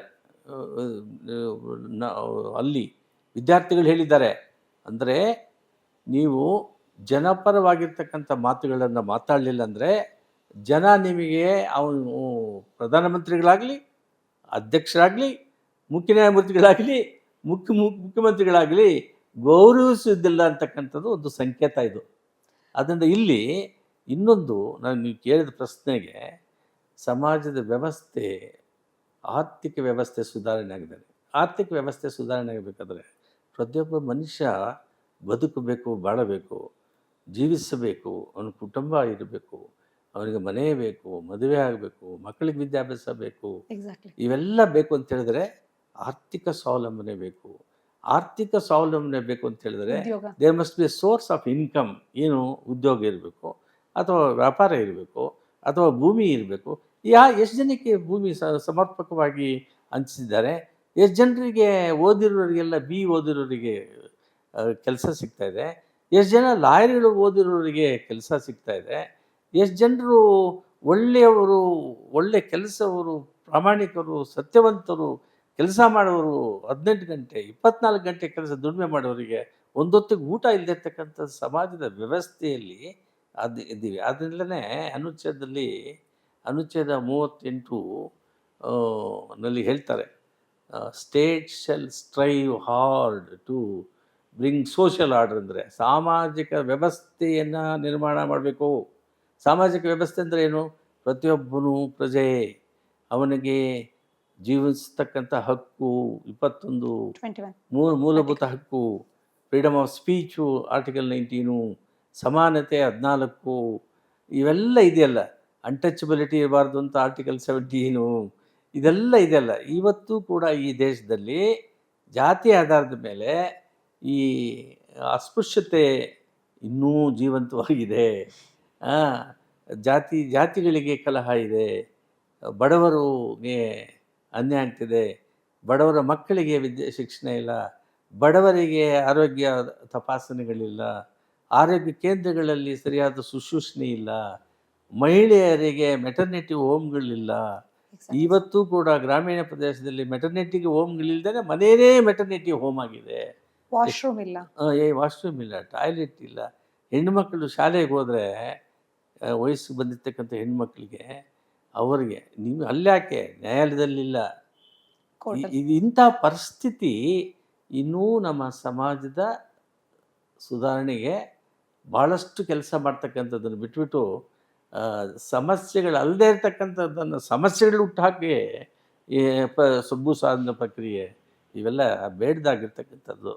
ಯಾರ ಜಮೀನನ್ನು ಯಾರಿಗೋ ಕಿತ್ಕೊಂಡು ಕೊಟ್ಟರೆ ಅವನೇನಾಗಬೇಕು? ಅವನು ಜೀವಂತ ಮಾಡ್ತೀನಿ, ನಿನ್ನ ಮೇಲೆ ಏನು ಬೇಡಿಕೆ ಇಲ್ವಲ್ಲ, ನನ್ನ ಮಕ್ಕಳಿಗೆ ವಿದ್ಯಾಭ್ಯಾಸ ಕೊಡಪ್ಪ, ಫ್ರೀ ಮೆಡಿಕಲ್ ಸೀಟ್ ಕೊಡಿ ಅಂತ ಇದು ಕೊಡಬೇಕು. ಎಷ್ಟೋ ಜನರ ಮಕ್ಕಳು, ಬಡ ಜನರ ಮಕ್ಕಳು, ಕಾರ್ಮಿಕರ ಮಕ್ಕಳು, ಹೆಣ್ಮಕ್ಳ ಮಕ್ಕಳು, ನಾವು ವೈದ್ಯರಾಗಬೇಕು, ವಿಜ್ಞಾನಿಗಳಾಗಬೇಕು, ಇಂಜಿನಿಯರ್ಸ್ ಆಗಬೇಕು, ಆರ್ಕಿಟೆಕ್ಟ್ಸ್ ಆಗಬೇಕು, IAS ಆಫೀಸರ್ ಆಗಬೇಕು ಅಂತೆಲ್ಲ ಆಸೆ ಹಂಬಲಗಳಿವೆ. ಆಸೆ ಹಂಬಲಗಳನ್ನು ಈಡೇರಿಸೋದಕ್ಕೆ ಆಗ್ತಾ ಇಲ್ಲ ಇವರು. ದುಬಾರಿ ವ್ಯವಸ್ಥೆ ಸರ್. ಅಂದರೆ ವ್ಯವಸ್ಥೆ, ಸಮಾಜ ಸುಧಾರಣೆ ವ್ಯವಸ್ಥೆ ಇಲ್ಲ. ನಾಗರಿಕ ಸಮಾಜದಲ್ಲಿ ಅನಾಗರಿಕರಾಗಿ ನಮ್ಮನ್ನು ಆಳ್ತಕ್ಕಂಥ ಅಧಿಕಾರಿಗಳು ಮತ್ತು ರಾಜಕಾರಣಿಗಳು ಭ್ರಷ್ಟ.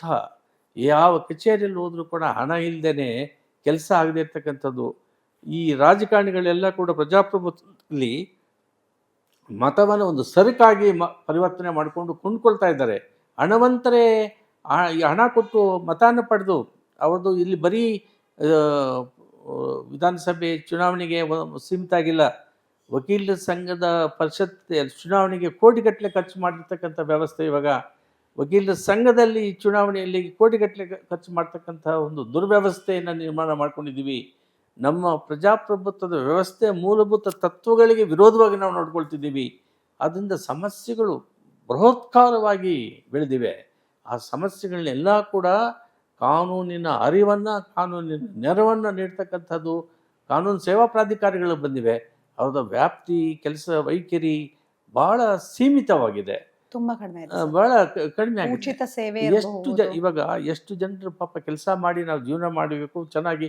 ನಾನು ಒಂದು ಸ್ಕೂಟರ್ ಇಟ್ಕೋಬೇಕು, ಒಂದು ಸೈಕಲ್ ಇಟ್ಕೋಬೇಕು, ಒಂದು ಮನೆ ಇಟ್ಕೋಬೇಕು, ಒಂದು ಫ್ರಿಡ್ಜ್ ಇಟ್ಕೋಬೇಕು, ನನ್ನ ಮಗ ಒಳ್ಳೆ ಡಾಕ್ಟರ್ ಆಗಬೇಕು, ಇಂಜಿನಿಯರ್ ಆಗಬೇಕು, ವಿಜ್ಞಾನಿ ಆಗಬೇಕು ಅಂತಕ್ಕಂಥ ಹಂಬಲ ಇಲ್ವಾ? ಪ್ರತಿಯೊಬ್ಬರಿಗೂ ಹಂಬಲ ಇದೆ. ಸಮಪಾಲು ಸಮಬಾಳು ಅಂತ ಕುವೆಂಪು ಅವರು ಹೇಳಿದ್ದದೇ ತಾನೇ ನಡೀತಾ ಇಲ್ಲ. ಅದರಿಂದ ಇದು ನಮಗೆ ಭಾಳ ಸಮಯ ಆಗಿದೆ. 29 ವರ್ಷದ ಅವಧಿ ಕಡಿಮೆ ಅವಧಿ ಅಲ್ಲ. ಮುಕ್ಕಾಲು ಸೆಂಚುರಿ, ಒಂದು ಶತಮಾನ ಮುಟ್ಟಿ ಮುಂದೆ ಹೋಗ್ತಾ ಇದ್ದೀವಿ. ಆದರೆ ನಮ್ಮ ಸಮಸ್ಯೆಗಳನ್ನು ಬಗೆಹರಿಸ್ಕೋಬೇಕು. ಬಗೆಹರಿಸೋದಕ್ಕೆ ಸಾಧ್ಯತೆಗಳಿವೆ. ಅದಕ್ಕೆ ಪ್ರಾಮಾಣಿಕವಾಗಿರ್ತಕ್ಕಂಥ ಪ್ರತಿನಿಧಿಗಳನ್ನ ಆರಿಸ್ಬೇಕು, ಜನರಿಗೆ ಬುದ್ಧಿ ತಿಳಿಸ್ಬೇಕು. ಸರ್, ಪ್ರಾಮಾಣಿಕವಾಗಿ ಆಯ್ಕೆ ಮಾಡಬೇಕು ಅಂತ ಹೇಳಿದಾಗ ನಿಮ್ಗೆ ಒಂದ್ ಕಡೆ ಪ್ರಾಮಾಣಿಕವಾಗಿ ಯಾವುದೇ ಆಸೆ ಲೋಭಗಳಿಲ್ಲದೆ ಕೆಲವೊಂದ್ಸಲಿ ಮತ ಹಾಕಿದ್ದಾರೆ. ಅವಾಗ ಮೈಗ್ರೇಷನ್ಸ್ ಅಂದ್ರೆ ಬೇರೆ ಬೇರೆ ಪಾರ್ಟಿಗಳು ಸೇರ್ಕೊಂಡು ಮೈತ್ರಿ ಮಾಡ್ಕೋತಾರೆ. ಮತ್ತೊಂದು ಕಡೆ ಗ್ಯಾರಂಟಿಗಳನ್ನ ನೀಡ್ತಾರೆ. ಗ್ಯಾರಂಟಿಗಳ ಬಗ್ಗೆ ನಿಮ್ಮ ಅಭಿಪ್ರಾಯ ಏನ್ ಸರ್? ಗ್ಯಾರಂಟಿಗಳನ್ನು ಕೊಡ್ತಕ್ಕಂಥದ್ದಲ್ಲಿ ತಪ್ಪು ಇದೆ ಅಂತ ನಾನು ಹೇಳಲ್ಲ. ಅದು ಬಹಳ ಒಂದು ಪೆಪ್ರಮೆಂಟ್ ಥರ ಇದೆ. ಲೀಗಲ್ ಆಗಿ ಅವ್ರಿಗೆ ಅಂದರೆ ಆಮಿಷ ಒಡ್ಡುದು ಸರ್. ಅದು ಹೆಣ್ಣು ಮಗಳಿಗೆ ಒಂದು, ಎಲ್ಲರಿಗೂ ಅಲ್ಲ, ಆದಾಯ ತೆರಿಗೆಯನ್ನು ನೀಡ್ತಕ್ಕಂಥವ್ರು ಹೆಣ್ಣು ಮಗಳಿಗೆ 2,000 ರೂಪಾಯಿ ಕೊಡಬೇಕು ಅಂತ ನಾನು ಹೇಳ್ತಾ ಇಲ್ಲ. ಗೃಹಿಣಿ ಏನೂ ಇಲ್ಲ, ಕೆಲಸ ಇಲ್ಲ, ಗೃಹಿಣಿ ಕೆಲಸ ಮಾಡ್ಕೊಂಡಿರೋರಿಗೆ ಒಂದು 2,000 ರೂಪಾಯಿ ಕೊಟ್ಟರೆ ಏನು ತಪ್ಪೇನಿಲ್ಲ. ಯಾಕಂದರೆ ಅವ್ರಿಗೆ ಎಂಪ್ಲಾಯ್ಮೆಂಟ್ ಕೊಡಬೇಕಾಗಿತ್ತು. ಒಂದು 4ನೇ ದರ್ಜೆ ಹುಡುಗನು ಕೆಲಸ ಮಾಡೋನಿಗೆ ಸರ್ಕಾರಿ ಕಚೇರಿಯಲ್ಲಾಗಲಿ, ಕಾರ್ಪೊರೇಷನಲ್ಲಾಗಲಿ ಅಥವಾ ಬೇರೆ ಕಚೇರಿಯಲ್ಲಿ ಕೆಲಸ ಮಾಡಿದ್ರೆ ಅವ್ನಿಗೆ ಮಿನಿಮಮ್ 30,000 ರೂಪಾಯಿ ಕೊಡ್ತಾರೆ.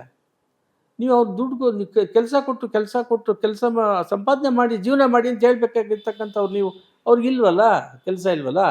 ಆ 2,000 ಕೊಟ್ಟರೆ ಒಂದು ಆರ್ಥಿಕ ಸ್ವಾವಲಂಬನೆ ಬರ್ತದೆ, ಬದುಕುವ ದಾರಿಯನ್ನು ಹುಡುಕೊಳ್ತಾರೆ. ನನಗೂ ಸರ್ಕಾರದವರು ನೆರವು ನೀಡ್ತಿದ್ದಾರೆ, ನಾನು ಬದುಕಬಹುದು ಅಂತ ಒಂದು ಆಸೆ ಬರ್ತದೆ. ಸರ್, ಉದ್ಯೋಗದ ಬಗ್ಗೆ ನೀವು ಹೇಳಿದ್ರಿ, ಉದ್ಯೋಗ ಈ ಗ್ಯಾರಂಟೀಸ್ ಕೊಡ್ತಾ ಇರೋದ್ರಿಂದ ಅದು ಸರ್ಕಾರದ ಕಚೇರಿ ಬೊಕ್ಸದಲ್ಲಿ ಹಣ ಹೋಗಿದೆ ಅಂತ ನಾನು ಹೇಳೋದಿಲ್ಲ. ಭಾಳಷ್ಟು ಎವೇಷನ್ಸ್ ಇದೆ. ಟ್ಯಾಕ್ಸ್ ಎವೇಷನ್ ಇದೆ, ಪ್ರಾಪರ್ಟಿ ಬಿಲ್ಡಿಂಗ್ ಎವೇಷನ್ ಇದೆ. ನಾವು ಸರ್ಕಾರಕ್ಕೆ ಕೊಡಬೇಕಾಗಿರ್ತಕ್ಕಂಥ, ಇವಾಗ ನಾನು ನನ್ನ ಆದಾಯದಲ್ಲಿ 37% ಆದಾಯ ತೆರಿಗೆ ಕಟ್ತಾ ಇದ್ದೀನಿ ನಾನು. ಆ ರೀತಿ ಎವೇಷನು, ಈ ಬಂಡವಾಳಶಾಹಿಗಳು ಎವೇಷನು, ವ್ಯಾಪಾರಸ್ಥರು ಎವೇಷನು, ಸಂಪಾದನೆ ಮಾಡ್ತಕ್ಕಂಥವ್ರು ಆದಾಯ ತೆರಿಗೆ ಕೊಡ್ತಾ ಇಲ್ಲ. ಎಷ್ಟು ಪರ್ಸೆಂಟೇಜ್ ಇದೆ? ಎಷ್ಟು ಜನ ಆದಾಯ ಕಚೇರಿಗಳಿವೆ, ಇನ್ಕಮ್ ಟ್ಯಾಕ್ಸ್ ಕಚೇರಿಗಳು? ಎಷ್ಟು ಜನ ಇನ್ಕಮ್ ಟ್ಯಾಕ್ಸ್ ಇನ್ಸ್ಪೆಕ್ಟರ್ಸ್ ಇದ್ದಾರೆ? ದೇಶದ ಬಹು ಶ್ರೀಮಂತರ ಪಟ್ಟಿಯಲ್ಲಿರೋರು ಸಹ ಸಿಗಾಕೊಂಡಿದ್ದಾರೆ. ಬೇಕಾದ ಜನ ಇದ್ದಾರೆ. ತುಂಬಾ ಜನ ಕಟ್ಟದಾರ ಸಿಗಾಕೊಂಡಿದ್ದಾರೆ. ಬ್ಲ್ಯಾಕ್ ಮನಿ ಮಾಡಿಕೊಂಡು ಮನೆಗಳಲ್ಲಿ ಕೋಟ್ಯಾಂತರ ರೂಪಾಯಿ ನೋಡ್ತಾ ಇದ್ದೀವಲ್ಲ ನಾವೆಲ್ಲ. ಅದರಿಂದ ಪ್ರಾಮಾಣಿಕತೆಯನ್ನು, ಮನೋಭಾವನೆಗಳನ್ನು, ಎಲ್ಲರನ್ನೂ ಜನರನ್ನಾಗಿ ನೋಡ್ತಕ್ಕಂಥದ್ದನ್ನು ನಾವು ಮಾಡ್ತಕ್ಕಂತಹ ಒಂದು ಸಮಾಜದ ವ್ಯವಸ್ಥೆ ನಿರ್ಮಾಣ ಮಾಡೋದಕ್ಕೆ ನಾವೆಲ್ಲರೂ ಕೂಡ ಕೆಲಸ ಮಾಡಬೇಕಾಗಿದೆ. ಸರ್, ಮುಖ್ಯವಾಗಿ CJP ಜಂತರ್ ಮಂತರಲ್ಲಿ ಲಕ್ಷಾಂತರ ಜನ ವಿದ್ಯಾರ್ಥಿಗಳು ಬಂದರು, ಮುತ್ತಿಗೆ ಹಾಕಿದ್ರು. ಅದನ್ನು ಸಾಕ್ಷಿ ಪರಿಶೀಲನೆ ಮಾಡೋದಕ್ಕೆ ಅವಕಾಶ ಇಲ್ಲ ಅಂತ ಹೇಳಿ ನ್ಯಾಯಾಲಯ ತಳ್ಳಿ ಹಾಕ್ತು ಅನ್ನುವಂಥ ಸ್ಟೇಟ್ಮೆಂಟ್. ನ್ಯಾಯಾಲಯಕ್ಕೆ ಸಮಯ ಇಲ್ವಾ? ಅಷ್ಟು ಒತ್ತಡ ಇದೆಯಾ? ಎಲ್ಲ ಒತ್ತಡ ಇದೆ ಅಂತೇಳಿ ಸಮಸ್ಯೆಗಳು ನ್ಯಾಯಾಲಯದ ಮುಂದೆ ತೆಗೆದುಕೊಂಡು ಹೋಗುವಾಗ ನಾವು ಅದನ್ನು ಪರಿಶೀಲನೆ ಮಾಡ್ತಕ್ಕಂಥ ಆದ್ಯ ಕರ್ತವ್ಯ, ಸಂವಿಧಾನಬದ್ಧ ಕರ್ತವ್ಯ ಅಂತ ನಾವು ಪರಿಗಣಿಸಬೇಕಾಗಿದೆ. ಇದು ಎಲ್ಲ ರೀತಿಯ ಕಟ್ಟಳೆಗಳು ನ್ಯಾಯಾಲಯಗಳ ಮುಂದೆ ಬರ್ತವೆ. ಇವಾಗ ಕೋಟ್ಯಾಂತರ ಜನರ ನಿರುದ್ಯೋಗಿ ವಿದ್ಯಾರ್ಥಿಗಳು ಸಮಸ್ಯೆಯನ್ನು ನಮ್ಮ ಮುಂದೆ ತಂದಾಗ, ಪ್ರತಿಭಟನೆ ನಡೆಸುವಾಗ, ಇಡೀ ದೇಶದ ಉದ್ದಕ್ಕೂ, ಪರ್ಟಿಕ್ಯುಲರ್ಲಿ ಜಂತರ್ ಮಂತರ್ನಲ್ಲಿ ನೀಟ್ ಎಕ್ಸಾಮು 150 ಸಲ ಪರೀಕ್ಷೆ ಪ್ರಶ್ನೆಗಳು ಲೀಕ್ ಆಗಿದೆ. ಎಲ್ಲ ಈ ಖಾಸಗಿ ವಿದ್ಯಾಸಂಸ್ಥೆಗಳು ಹಣ ಮಾಡೋದಕ್ಕೋಸ್ಕರವಾಗಿ ಟ್ಯೂಷನ್ಸ್ ಮಾಡಿಕೊಂಡು ಇರ್ತಕ್ಕಂಥದ್ದು. ಮತ್ತು ಅಖಂಡ ಭಾರತ ದೇಶ ಒಂದೊಂದು ರಾಜ್ಯ ಕೂಡ ಒಂದು ರಾಷ್ಟ್ರ ಥರ ಇರುವಾಗ, ಒಂದೊಂದು ರಾಜ್ಯದಲ್ಲಿ ಇನ್ನೊಂದು ರಾಜ್ಯದಲ್ಲಿ ಅವರದೇ ಆಗಿರ್ತಕ್ಕಂಥ ಆರ್ಥಿಕ ನೀತಿಗಳು, ಆರ್ಥಿಕ ಒಂದು ವ್ಯವಸ್ಥೆ ಭಾಳಷ್ಟು ಕಷ್ಟ ಇದೆ. ಆದ್ದರಿಂದ ಒಂದು ಯೂನಿಫಾರ್ಮು ಪರೀಕ್ಷೆಯನ್ನು ನಡೆಸ್ತಕ್ಕಂಥದ್ದು ನಮ್ಮ ಸುಪ್ರೀಂ ಕೋರ್ಟ್ನವ್ರು ಹೇಳಿದಾಗೆ ಅದು ಅಸಂಬದ್ಧದ ನನ್ನ ಪ್ರಕಾರ. ಯಾಕಂತಂದರೆ ಒಂದು 143 ಕೋಟಿ ಜನಸಂಖ್ಯೆ ಇರುವಾಗ ಪ್ರತಿಯೊಬ್ಬ ಕುಟುಂಬದ ತಂದೆ ತಾಯಂದರಿಗೆ ನನ್ನ ಮಗ ಒಂದು ಮೆಡಿಕಲ್ ಸೀಟ್ ಸಿಗಬೇಕು, ಇಂಜಿನಿಯರಿಂಗ್ ಸೀಟ್ ಸಿಗಬೇಕು, IITಯಲ್ಲಿ ಸೀಟ್ ಸಿಗಬೇಕು, ಒಳ್ಳೆ ಇಂಜಿನಿಯರಿಂಗ್ ಕಾಲೇಜಲ್ಲಿ ಸೀಟ್ ಸಿಗಬೇಕು, ಆಮೇಲೆ BTech ಆಗಬೇಕು, ಬಯೋಟೆಕ್ನಾಲಜಿ ಆಗಬೇಕು ಅಂತ ಇವೆಲ್ಲ ಇದೆಯಲ್ಲ. ನೀಟು ಒಂದು ಇಂತಹ 143 ಕೋಟಿ ಜನಸಂಖ್ಯೆ ಇರ್ತಕ್ಕಂಥ ಅಖಂಡ ಭಾರತ ದೇಶದಲ್ಲಿ ಒಂದು ಯೂನಿಫಾರ್ಮ್ ಎಕ್ಸಾಮ್ ಮಾಡ್ತಕ್ಕಂಥದ್ದು ಬೇಸಿಕ್ಕು ಮೂಲತಃ ಅದು ತಪ್ಪಿದೆ. ಆದ್ದರಿಂದ ನಿಮ್ಮ ಶಿಕ್ಷಣದ ನೀತಿಯನ್ನು ನೀವು ಬದಲಾವಣೆ ಮಾಡಬೇಕು. ಶಿಕ್ಷಣದ ನೀತಿ ಈ ರೀತಿ ಒಕ್ಕೂಟ ರಾಜ್ಯಗಳ ರಾಷ್ಟ್ರ ಭಾರತ ದೇಶ, ಒಕ್ಕೂಟಗಳ ರಾಜ್ಯಗಳ ರಾಷ್ಟ್ರ ಅಂತ ಹೇಳಿ ಸಂವಿಧಾನದಲ್ಲಿ ಅದನ್ನು ಗುರುತಿಸಿದ್ದಾರೆ. ಎಕ್ಸಾಕ್ಟ್ಲಿ. ಅದು ಸರ್ವೋಚ್ಚ ನ್ಯಾಯಾಲಯ ಬೊಮ್ಮಾಯಿ ಕೇಸು 9 ಜನ ನ್ಯಾಯಮೂರ್ತಿಗಳು ಸಂವಿಧಾನದ ಪೀಠದಲ್ಲಿ ಹೇಳಿದ್ದಾರೆ. ಒಕ್ಕೂಟ ರಾಜ್ಯಗಳ ರಾಷ್ಟ್ರ ಅದು ಮೂಲಭೂತ ತತ್ವ ಅಂತ ಹೇಳಿದ್ದಾರೆ. ಆ ರೀತಿ ಪ್ರತಿಯೊಂದು ರಾಜ್ಯದಲ್ಲಿ ಶಿಕ್ಷಣ ನೀತಿ ಇರ್ತಕ್ಕಂಥದ್ದನ್ನು ಅವ್ರಿಗೆ ಬಿಡಬೇಕು. ಶಿಕ್ಷಣದ ನೀತಿಯನ್ನು ನೀವು ಭಾರತ ಸರ್ಕಾರ ಇಟ್ಕೊಂಡಿರಬಾರ್ದು. ಇದು ಬಹಳ ಮೂಲಭೂತವಾಗಿರ್ತಕ್ಕಂಥ ತಪ್ಪು. ಇದು 79 ವರ್ಷಗಳು ಮತ್ತು ಬೇರೆ ಪ್ರಪಂಚದಲ್ಲಿ ಬೇರೆ ಬೇರೆ ಸಣ್ಣ ಸಣ್ಣ ರಾಷ್ಟ್ರಗಳಲ್ಲಿ ಶಿಕ್ಷಣದ ನೀತಿ ಯಾವ ರೀತಿ ಇದೆ, ಚೈನಾದಲ್ಲಿ ಯಾವ ರೀತಿ ಇದೆ.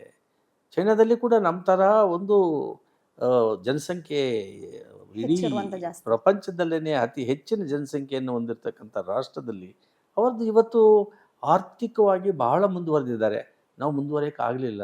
ನಮ್ಮ GDP ರೇಟ್ ಕಮ್ಮಿ ಇದೆ. ನಾವು ಎಷ್ಟೋ ಲೈನ್ನಲ್ಲಿ ಇದ್ದೀವಿ. ನಾವು ನಿರುದ್ಯೋಗಿಗಳ ಸಂಖ್ಯೆ ಜಾಸ್ತಿ. ಜಾಸ್ತಿ ಆಗ್ತದೆ. ಅವ್ರ ನಿರುದ್ಯೋಗ ಅದು ಆದ್ದರಿಂದ ಈ ಜನರನ್ನ ಸಮಸ್ಯೆಗಳು ತೆಗೆದುಕೊಂಡು ನ್ಯಾಯಾಲಯಗಳು ಇತ್ಯರ್ಥ ಮಾಡಲಿಲ್ಲ ಅಂತ ಹೇಳಿದ್ರೆ, ಇವಾಗ ನ್ಯಾಯಾಲಯಕ್ಕೆ ಹೋಗತಕ್ಕಂಥದ್ದು ಕೊನೆಯ ಅವಕಾಶ.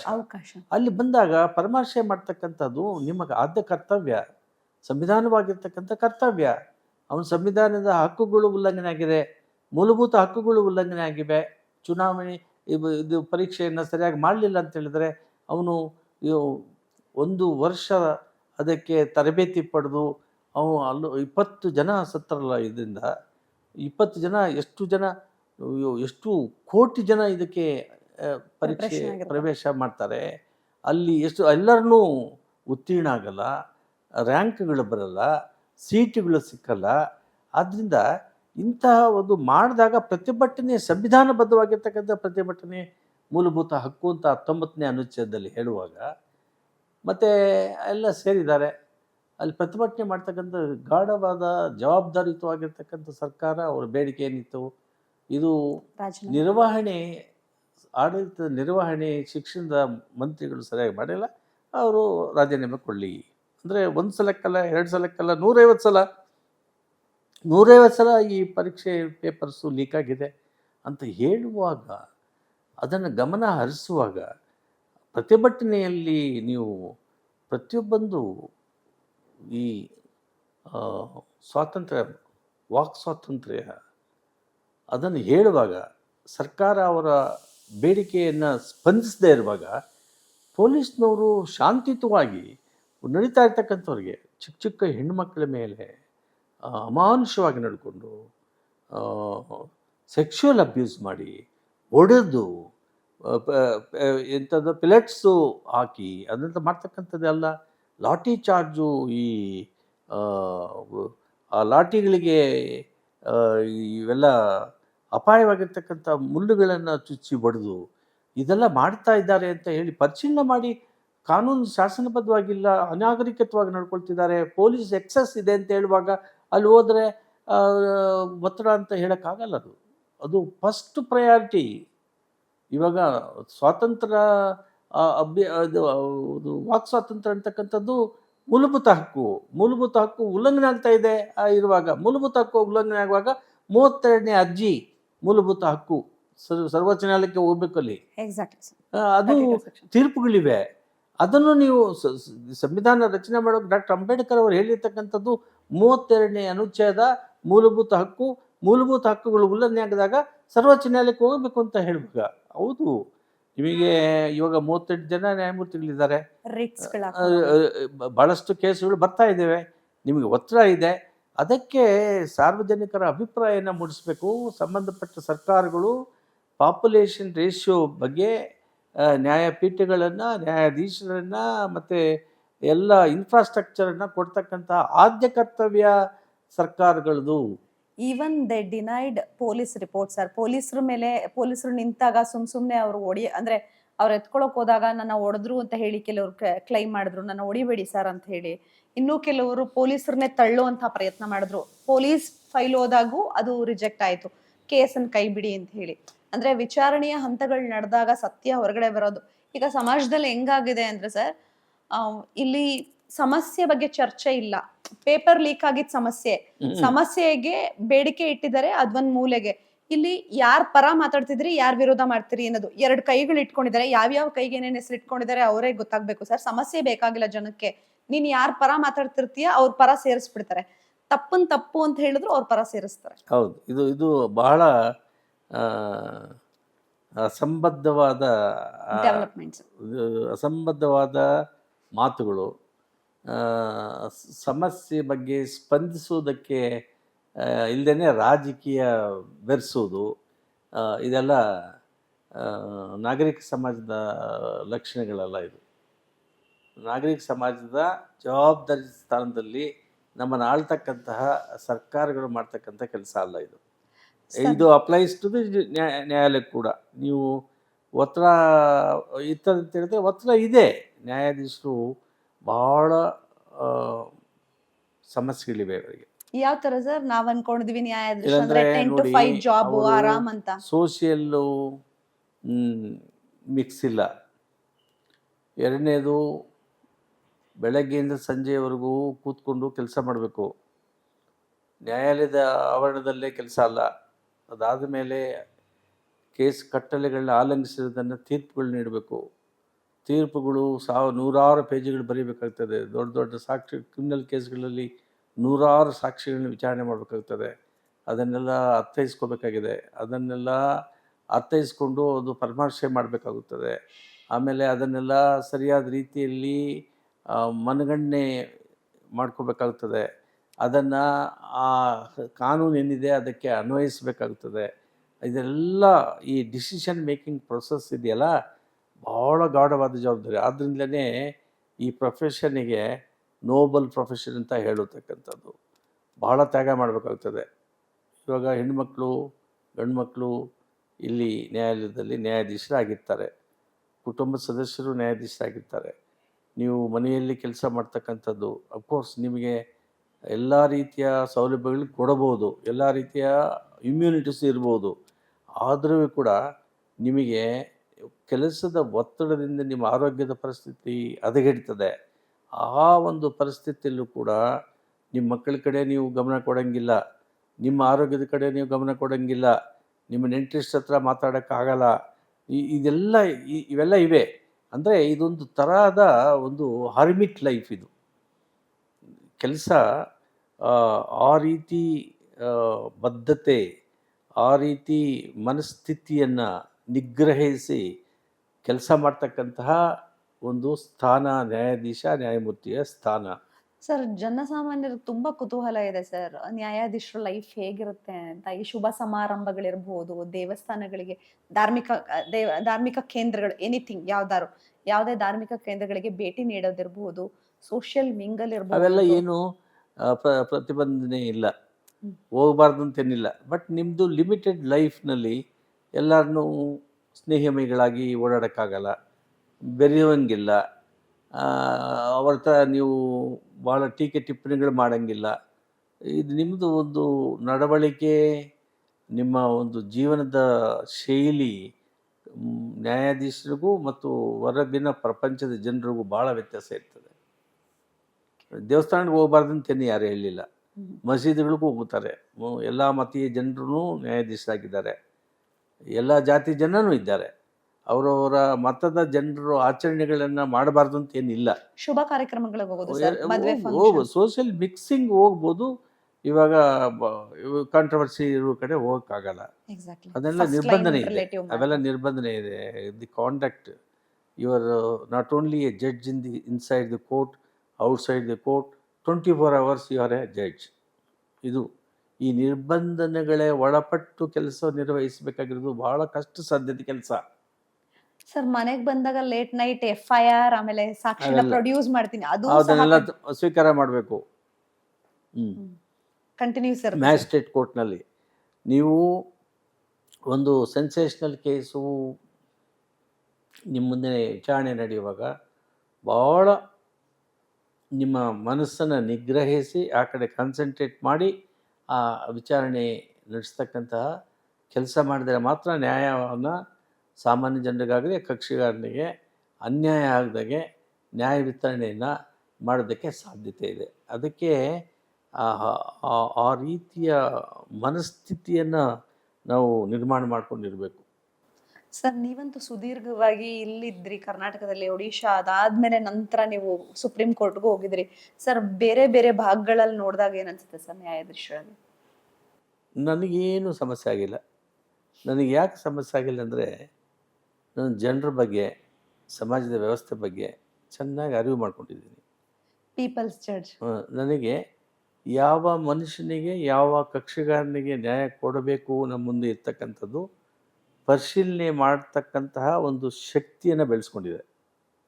ನ್ಯಾಯ ಬೇಕಾದವನಿಗೆ ನ್ಯಾಯ ಕೊಡಬೇಕು, ಹೊಟ್ಟೆ ಹಸಿವಾದವನಿಗೆ ಅನ್ನ ಕೊಡಬೇಕು. ನಿಜವಾಗ್ಲೂ ಕೊಡ್ತಿದಾರ ಸರ್? ಎಸ್, ನಾನು ಕೊಟ್ಟಿದ್ದೀನಿ. ಸರ್, ನಿಮ್ಮ ನಂತರದ ಪರಿಸ್ಥಿತಿ ಶ್ರೀಮಂತರ ನ್ಯಾಯ, ಅವ್ರಿಗೆ ಜನಪ್ರತಿನಿಧಿಯ ನ್ಯಾಯ ಅವರಿಗೆ ಆಗಿದೆ. ನ್ಯಾಯ ಕೊಡಬೇಕಂತ ಅವ್ರಿಗೂ ನ್ಯಾಯ ಕೊಟ್ಟಿದ್ದೀನಿ. ಅಂದ ಮಾತ್ರಕ್ಕೆ ಬಡವರ ಬಗ್ಗೆನೇ ನಾನು ನ್ಯಾಯ ಕೊಟ್ಟಿದ್ದೀನಿ ಅಂತ ತಿಳ್ಕೊಬಾರ್ದು ಯಾರು.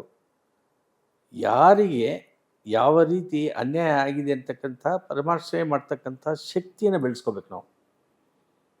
ಇವಾಗ ಒಂದು ವೀಕ್ ವರ್ಸಸ್ ಸ್ಟ್ರಾಂಗ್ ಬಂದ, ಒಳ್ಳೆ ಪ್ರಬಲವಾಗಿರ್ತಕ್ಕಂಥ ವಕೀಲನ ಅವನು ತಗೊಳ್ತಾನೆ, ಇವ್ನು ಲಾಯರು ಸರಿಯಾಗಿರ್ತಕ್ಕಂಥವ್ನು ತಗೊಳ್ಳೋಕ್ಕಾಗಲ್ಲ. ಆವಾಗ ನಿಮ್ಮ ಜವಾಬ್ದಾರಿ ಭಾಳಷ್ಟು ಇರ್ತದೆ. ನೀವು ಅದರ ಬಗ್ಗೆ Discretionary power. ಅಲ್ಲಲ್ಲ, ಡಿಸ್ಕ್ರಿಷನರಿ ಪವರ್ ಬೇರೆ ಅಂಶ. ಆ ಕೇಸನ್ನು ಸರಿಯಾದ ರೀತಿಯಲ್ಲಿ ಅರ್ಥೈಸ್ಕೊಳ್ತಕ್ಕಂಥ ಜವಾಬ್ದಾರಿ ಆ ನ್ಯಾಯಮೂರ್ತಿ ಮೇಲೆ, ನ್ಯಾಯಾಧೀಶನ ಮೇಲೆ ಇರ್ತದೆ. ಆ ರೀತಿಯ ಕೆಲಸವನ್ನು ಮಾಡ್ತಕ್ಕಂಥ ಮನಸ್ಥಿತಿಯನ್ನು ನಾವು ರೂಢಿಸ್ಕೋಬೇಕು. ಅದಕ್ಕೆ ಅದು ಸಾಧ್ಯತೆ ಇದೆ. ಅಂದರೆ ಅದಕ್ಕೆ ಪ್ರಾಮಾಣಿಕವಾಗಿರ್ತಕ್ಕಂಥ ಪ್ರಯತ್ನಗಳು ಮಾಡಬೇಕು ನಾವು. ಅದಕ್ಕೆ ನಾವು ಸಿದ್ಧಿ ಮಾಡ್ಕೋಬೇಕು. ಜಡ್ಜ್ ಲೈಫ್ ಆಮೇಲೆ ಪ್ರಿವಿಲೇಜ್. ಜ್ಞಾನವನ್ನು ಬೆಳೆಸ್ಕೋಬೇಕು. ನಾವು ಜಡ್ಜ್ ಆದ ತಕ್ಷಣ ನಮಗೆ ಎಲ್ಲ ಜ್ಞಾನ ಇದೆ ಅಂತ ನಾವು ಇಲ್ಲ.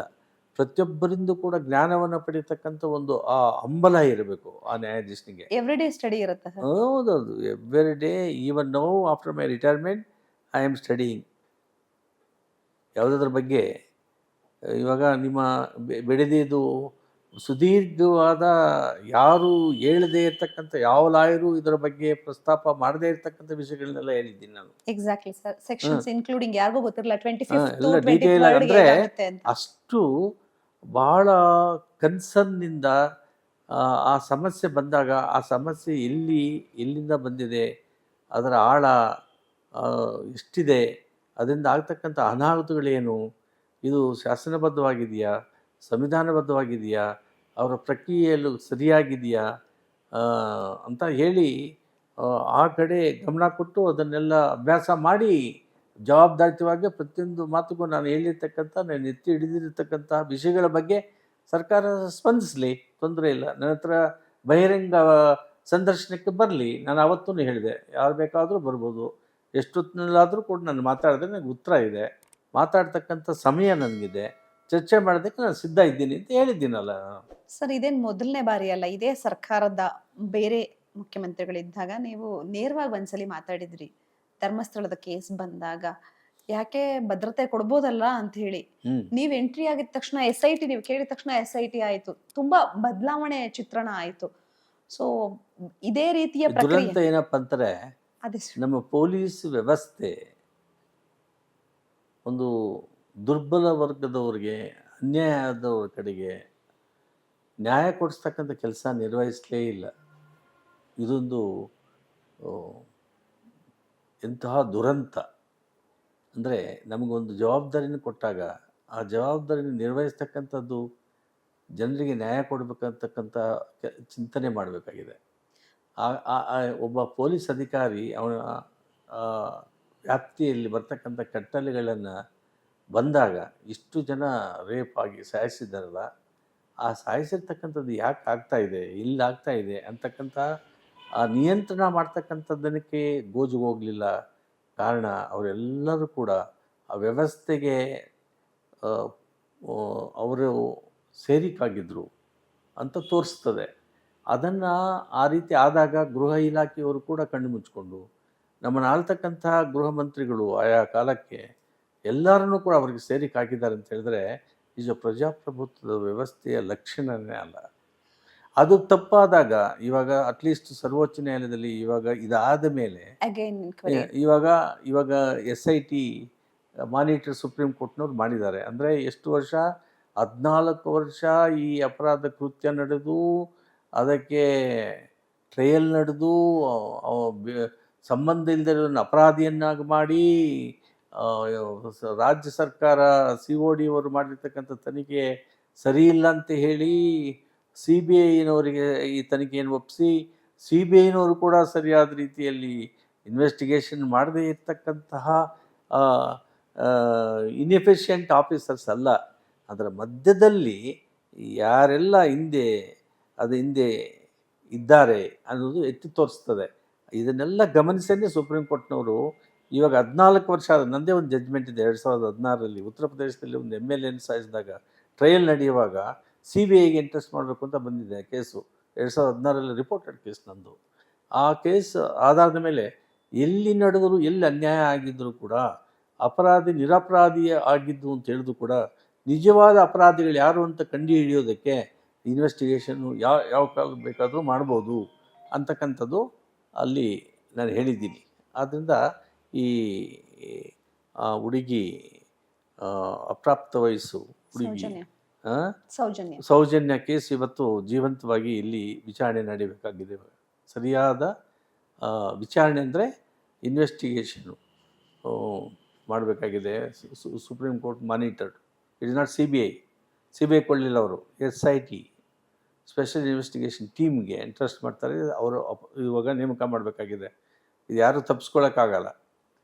ಸರ್, ಮತ್ತೊಂದು ಹೆಜ್ಜೆ ಮುಂದೆ ಹೋದ್ರೆ ಈ ಹಿಂದಿನ ಸಮಯದಲ್ಲಿ ನೀವು ಕರ್ನಾಟಕಕ್ಕೆ ಮಾತ್ರ ಸೀಮಿತ ಆಗದರ ಆಲ್ರೆಡಿ ಸುಪ್ರೀಂ ಕೋರ್ಟಲ್ಲಿ ಇದ್ರಿ, ಜೊತೆಗೆ ಪಕ್ಕದಲ್ಲಿರುವಂತಹ ಆಂಧ್ರ ಇರಬಹುದು, ತೆಲಂಗಾಣ ಇರಬಹುದು, DCM ಇವತ್ತಿನ DCM ಆಗಿರುವಂತಹ ಪವನ್ ಕಲ್ಯಾಣ್ ಅವ್ರ ಜೊತೆಗೆ ನೀವು ಕಾಣಿಸ್ಕೊಂಡಿದ್ರಿ. ಸಾಕಷ್ಟು ಲೀಗಲ್ ಅಡ್ವೈಸ್ಗಳನ್ನ ಆಕ್ಟ್ ರಿಲೇಟೆಡ್ ಅವ್ರಿಗೆ ಕಂಪ್ಲೀಟಾಗಿ ಅವ್ರು ಬರ್ಕೊಂಡಿದ್ರು ತಮ್ಮ ಸೋಷಿಯಲ್ ಮೀಡಿಯಾದಲ್ಲಿ.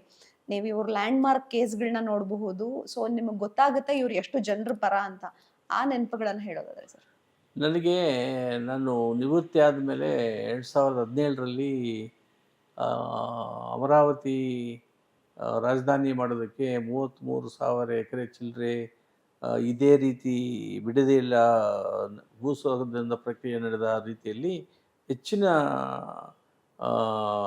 ವಿಸ್ತೀರ್ಣವನ್ನು 33,000 ಎಕರೆ ಫರ್ಟೈಲ್ ಲ್ಯಾಂಡ್ಸು ವಿಜಯವಾಡದಲ್ಲಿ ಅಮರಾವತಿ ಸ್ವಾಧೀನ ಪ್ರಕ್ರಿಯೆ ನಡೆಯುವಾಗ ಅಂದಿನ ರೈತ ಸಂಘದ ನಾಯಕರುಗಳು ಮತ್ತು ಮಾಜಿ ಮಂತ್ರಿಗಳು ಕರೆದಾಗ ಆವಾಗ ನನಗೆ ಪವನ್ ಕಲ್ಯಾಣ್ ಅವರು ಭೇಟಿ ಮಾಡಿ 3-4 ಸಮಾರಂಭಗಳಲ್ಲಿ ಭಾಗವಹಿಸಿ ಅದಕ್ಕೆಲ್ಲ ಸಲಹೆಗಳನ್ನೆಲ್ಲ ನೀಡಿ ಅಲ್ಲಿಗೆ ಭಾಳಷ್ಟು ಸಲ ಹೋದಾಗ ಅವರು ನನ್ನ ಪರಿಚಯ.